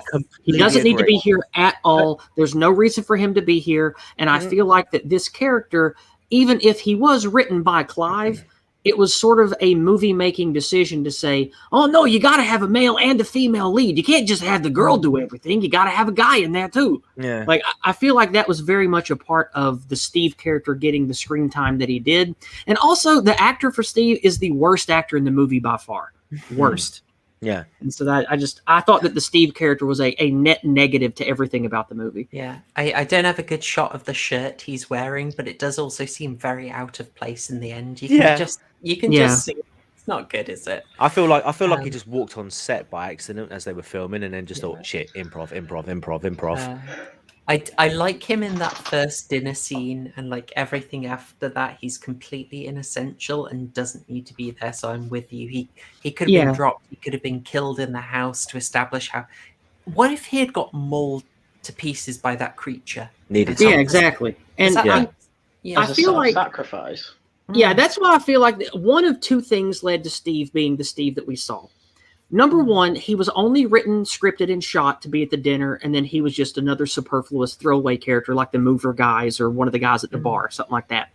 And then they're like, oh, well, crap, we got to have more to this movie. Who can we get on hand that will work for nothing and is available and will come do some reshoots and some filler scenes? Well, how about the Steve guy? He's around. He ain't doing nothing. Okay, we'll make him a bigger part of the last part that the studio wants to put this to film. Or he was always going to be a part of it, and they couldn't get a better actor, so they toned down the parts that the Steve character was going to have because he was a shitty actor. So it's probably, for knowing what I know about how a movie gets made, it's probably one of those two things. I see. Yeah. As for where to go from here, I mean, it's a good observation. Yeah, I'm happily see Steve gone, and I like the sort of meta-analysis, the sort of the reality, what was probably happening behind the scenes. I do like doing that. Folks, we're at the end of our analysis, so I'd love you to get your scores in. So start. You know how we do it, out of 12 burgers, for reasons that we've really got to come up with something else, guys. No. But Some of the burgers. I think, Why okay, replace the burgers? I've been waiting to be on stream. Okay. I think you should not do the burgers thing. That is a Sargon meme. That's a flower eaters meme. I think that we should move away from that. I nominate that you make it something unique to your channel. Well, I was going to say, me and my friends, we use Epstein's. No.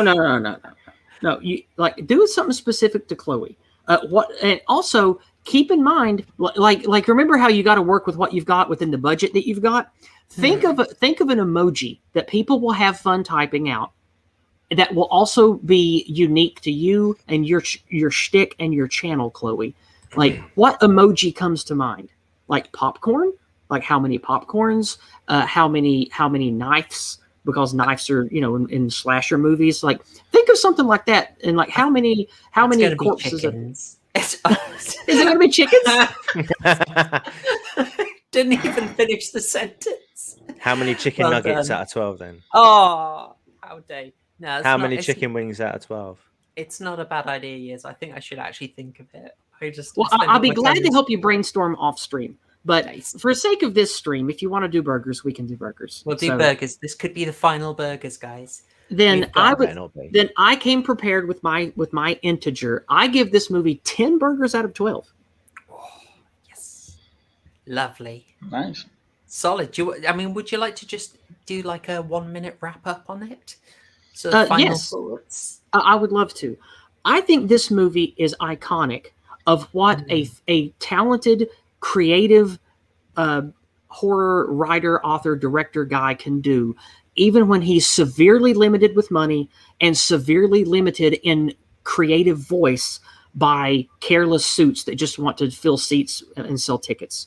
Even in spite of that severe limitation of budget, not being able to get a lot of professional actors, and having to work within the confines of finding someone willing to put this in a can and distribute it, we still got a product this good with this many wonderful, never afterwards replicated horror scenes, allegory, religious undertones, extremely subtle gay stuff, and really memorable visuals that still turn your stomach and make you wish you hadn't seen it 30 or 40 years later. Very, very rarely will you ever see something this amazing with all of those impediments to entry. And that's why I've never given anything on this channel higher than 8 burgers before. But this is a 10 out of 12 for me, because it literally, in my opinion, for horror, doesn't get much better than this. Nice. Very well summed up. Yeah, the fact that they achieved this was so much working and so much restraint from studios, and you still got a unique vision that I think, they didn't know what to do with. Pinhead is not a Freddy, he's not a Jason, he's not a Michael Myers. Hellraiser is a very different, much more intelligent film. Very well said, very well said. If we can go now to that crime guy. I should point out that at this point, Pinhead was more of an accidental icon. Yes. The dialogue was supposed to be spread out between all 4 of the cenobites, but given that 2 of them couldn't really talk through the the prosthetics that they were using and the makeup, the lines got shared out with Fanny Throat and him, and that's how that's how he became one of the favorites. Look, high scores, love it. Yeah, really high scores. Look, I admire the body horror. I think the body horror is fantastic. You know me, I love body horror, and I love the the visual effects, the actual real, the makeup work is second to none in this film. That being said, I did come into this film with high expectations, perhaps too high, and I feel like I feel like I was a little let down with it. Fair enough. Fair enough. That's not to say that this is bad. I feel like I need to go and watch the sequels to really appreciate this franchise, because I feel like this film perhaps was just building up to bigger and better things. So it wasn't though. It wasn't. Clive didn't. Well, Clive never planned for there to be yeah. another one and didn't want a second one. Okay, in which case then that doesn't help, because if this was the be all end all, It opens up an interesting world that can be explored. Yes. Yeah. Yes. But if that wasn't his, definitely, if that wasn't his vision, then whoops. I see what you did there. Folks. But guys, I'm going to give it 6 burgers. Oof. Oof. Big Yeah. oof. And But that's okay. It's justified. Any It's cheese? justified. It's not. It's yeah. I'll throw some cheese in. Why not? And some ketchup. The thing is, for me, it was. I understand the budgetary restraints. I understand all the the inexperience that Clive Barker had. But ultimately, end product, good premise, terrible acting, some real dodgy dialogue. I still don't It agree just- with you about the terrible acting. I think that everybody but Steve was pretty good. Yeah, I thought the wasn't acting was feeling pretty good. it. I wasn't feeling it. Okay. I think all it was, and it might even been like mostly down to the dialogue that caused the issues for me. I Sure. just didn't feel it. Like there were a good couple of act. Like Kirsty wasn't too bad. Let's be honest. She wasn't too bad. Julie was all right. 2 out of 3 just- main La- actors. Larry wound me up, and Frank. I just didn't like them. I just didn't like them. Sorry. Okay. Well, Haryan, I'd like to hear what you had to say. Well, All right. Well, I've got it loaded up. Well, we should get Harry and it's yeah, always me, Harry it's and me does it first. Okay, Yeah, right. then you tell me the predictions. Yeah, So, yeah. Right. this film had a very tight script, especially for Acts 1 and 2. 3, it started to go all about the place, for example, with that hospital scene and how she gets out, plus the whole house collapsing, plus things are happening in the house in the final act where things don't really make sense, plus the ending of the film, the vagrant coming along, picking up the box, turning into a skeleton, flying off. I don't think that really conflicts with anything else in the film. As you say, it's more a tonal shift there, so I didn't actually have an issue with that, really. It's just as you see in the screen here, why are there so many fires going on? I don't know. Why would you put it in a fire and not bury it? Random chair on I fire don't- as well. Yeah, that's the biggest issue I have with that. But as I say, on a very objective level, it's probably I'm probably going to go with 8 out of 12. This was very solid. It started getting a bit iffy near the end, as I say. The effects were incredible, especially for the time. Mhm. I was the most grossed out I have ever been watching this film, I think. Excellent. That will make Clive Barker happy to hear. Yeah, I can see why Pinhead and the rest of the Cenobites became quite. It's one of those films where, as you say, that they're not a huge part of it, really. I mean, they're central to the plot, but they're in maybe 3 scenes, but they are incredibly memorable, and there's enough there to. I mean, I can see why it's got 10 sequels. Yeah. Mad. And things like that. And yeah, no cheese, because this film took itself seriously and deserved it and did it well. It was a very serious film, but many themes and messages in there that are well supported and backed up by the plot, which again was fairly tight, apart from some tisms in Act 3. But Yeah. Nice. Okay, so 8 out of 12. I'm happy with that. TCG, would you like to read the prediction? Yeah, go for it. So, Lovely. Haryan horror prediction. Haryan loved this film. Loved it. Mhm. He liked the strong premise and clear motivations. He finds the dad is a bit of a simp. He disagrees with me on the gay reading yet again, and is not convinced by my claims about Frank's rough trade coding. I forgot to say that I thought Right. Frank was coded as rough trade as a bit of a Freddie Mercury guy, but Oh no! we'll maybe skip that because I never actually Why you said do this? Why you do this? Oh God. He likes the tension, the effects. He likes the attention, the effects, but isn't super keen on the climactic resolution, having people waste time in order to give Kirsty time to fight. Very unsure how Yeah. he'll feel about the use of the puzzle box to send the cenobites back. Harry will be okay with the lightning effects, but very likely will have a problem with the cenobites needing Frank to confess to who he is. Fair enough, to be honest. I don't mind that. Very Well, unsure that if makes he'll be sense. okay. Go on. Very unsure if he'll be sold on the epic ending. Hopefully, it wins him over. He'll find it interesting, complex, symbolically rich. 9 out of 12.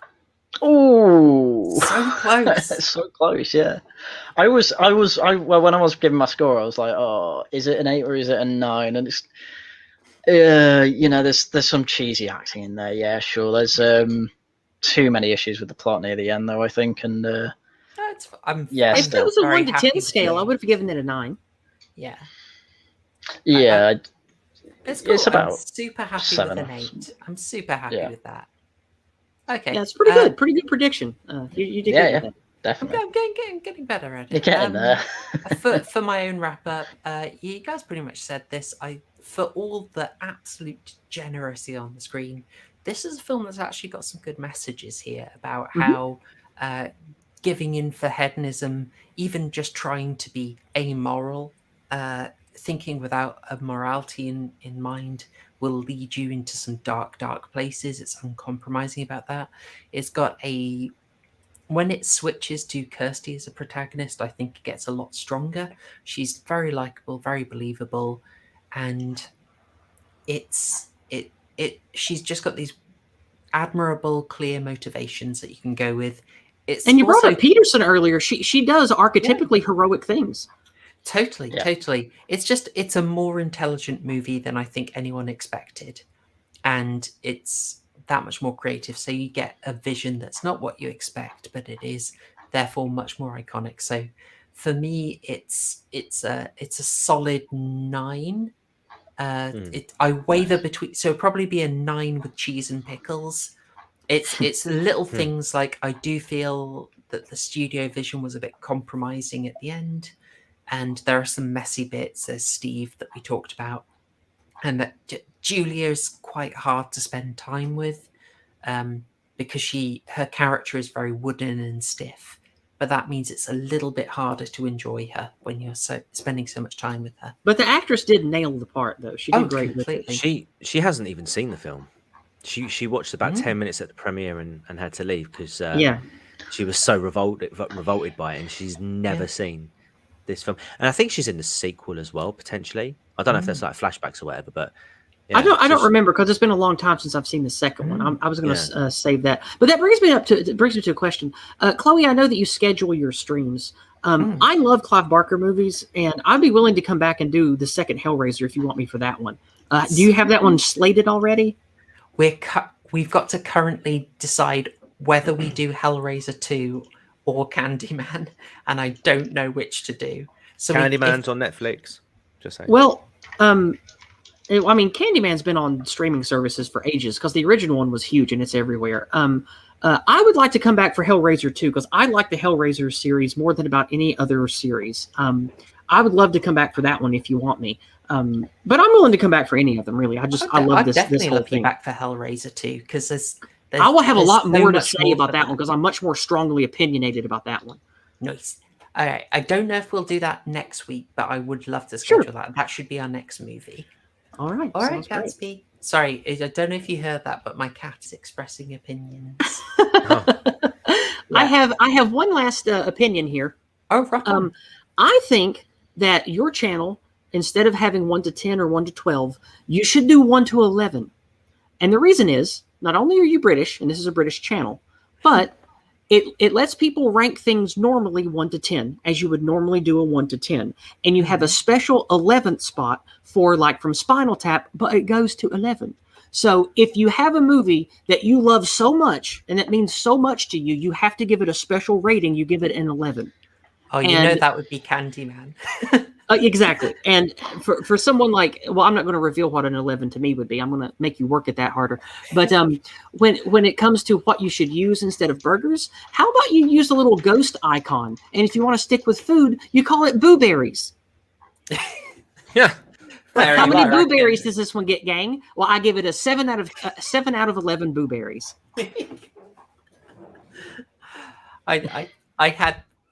We might get to it. I planned a little extra things I might launch next week. We'll see. I plan weird things, and I don't know whether to put them in streams or not, but we'll encounter them later.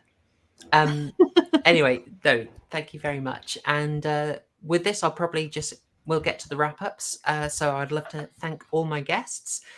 Yes, thank you so much for coming on. I think you're fantastic in your analysis. I'm so glad. Well, thank you so much for having me on. I'm looking to do fun things that matter outside of just the the activism and the political stuff that I do. I would like to touch people more with entertainment and art and creativity, and I'm very appreciative of you being willing to have me on and give me a chance here. Thank you. Oh, absolute pleasure. And we've got your channels in the description. People know about Discordant Dragons and the Corner Club on Fridays. And that's really it. That's what I work on. And I do morning walks if you just want to listen to my daily thoughts. I try to get 2 of those up a week. And I shared my link tree in chat. I'm heavily... that so I can get that in. That's okay. It won't show up otherwise. There we go. Yeah, I'm heavily suppressed on PooTube, so I don't do much on here anymore. But I still do 2 streams a week. I still make uploads. You can find those on Odyssey, DLive, Entropy, Trovo, that kind of thing. Every once in a while, I'll upload a non-Friday stream to YouTube. But generally on YouTube, I just post memes and circulate news about what I'm working on. And on YouTube, I only do a Friday stream called The Corner Club. So that's where I have other content creators on, talk to them about what's important to them, et cetera, et cetera. Haryan, Crime Guy, you're welcome to come on for a Friday spot if you want. Yeah, look into that. Lovely. All right. And Haryan, is there anything you'd like to shill, sir? Oh, I always forget what videos I've done. I did one yesterday on the NHS publicly funding a race grift, and it really annoyed me. Wasn't it? I want to kill myself. And the one before that was having a bitch at Ash Sarkar about completely misunderstanding what an article was saying about demographics in The Spectator. And then I'm on Regional Variations tomorrow on Tailed Features channel, 10 p.m.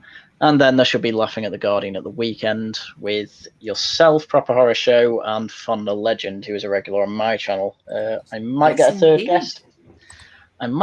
guest. But I don't know yet. And then, I'll make a video if something annoys me in the week. There you go. Yes, indeed. And that Crime Guy, I think you've got something quite special in the works, haven't you? I do, yes. So, so as you can see on screen right now, I'm currently working on the John List case. This is quite a twisty and turny case that lasted for essentially, I think it was 18 years. But yeah, literally as soon as we jump off this, I'm going to start recording the audio for it.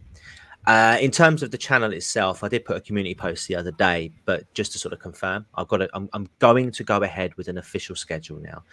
So every Friday, 7 p.m. UK time, every other Friday, 7 p.m. UK time, I'll be aiming to upload a video on the channel. Guaranteed. Okay. First video will be this Friday. It will be this case. But in October, however, we're going to be switching it up slightly. So I'm going to be moving the uploads to every Sunday, and it will be every week on Sunday, as I'm going to be making a little bit of a horror / spooky sort of season as it's Halloween. And because Halloween falls on the 31st, which is on a Sunday, I'm going to move the videos weekly to a Sunday, reverting back to every other Friday from November. Mima does mention about the Monday night streams. So we're currently doing CSI Fatal Conspiracy and Jurassic Park. We will get through those eventually. But afterwards, I'm thinking of sort of reviewing them and making them and perhaps doing some more panel-based live streams, because I don't know if any of you guys caught it. I know Harry and you were there for it, but the laughing at the Florida Man stream, for example, that was we so did. good. I love that was that was so good. That was while Proper Horror Show. Are you talking about the Florida Man game where you just type in Florida Man does or Florida Man is and you see what comes up in the search? Yeah. So essentially what I did was I typed in Florida Man. I've got a whole bunch of articles, and then I basically hid them behind numbers, and I got Harry and Zen, and we actually got Base Liz on the stream as well, and of course because she's from Florida. And yeah, it was about an hour but honestly, it was a right laugh, and I had a really good time with it. And I'm thinking of doing more stuff like that, and also because it's more engaging. Because when I'm gaming, then my attention is kind of on that, and I want to be focused on the people that are taking the time to participate. So yeah, some interesting changes. Obviously, I've had a bit of a rebrand as well. Thank you to Proper Horror Show for the artwork on the avatar and the banner. Oh, pleasure. Lovely So, work. yeah. Great job. Yeah, it's fantastic. I love it. I've been meaning to update it for a while now, but I just don't have any sort of artistic talent at all. So I really do appreciate you taking the time to do that. And we're also 223 subs from 3,000. So let's keep going. Let's make it I happen. know that that I'm not a professional, but I make a lot of art and thumbnails, and I've helped people with visual design. I went to college for 2D design. If you ever want help with a general composition or brushing up some visuals to make things look good, or want some ideas, feel free to PM me or email me something, and I'll help you come up with something or work on things. Yeah, thank you. Yeah, I'll bear that in mind. Nice. Sweet. You're welcome. Thank you. Fantastic stuff, guys. Really happy with the stream. I think great analysis on a great film. I love the responses. So I'll round us off with nice one, TCG. Sorry.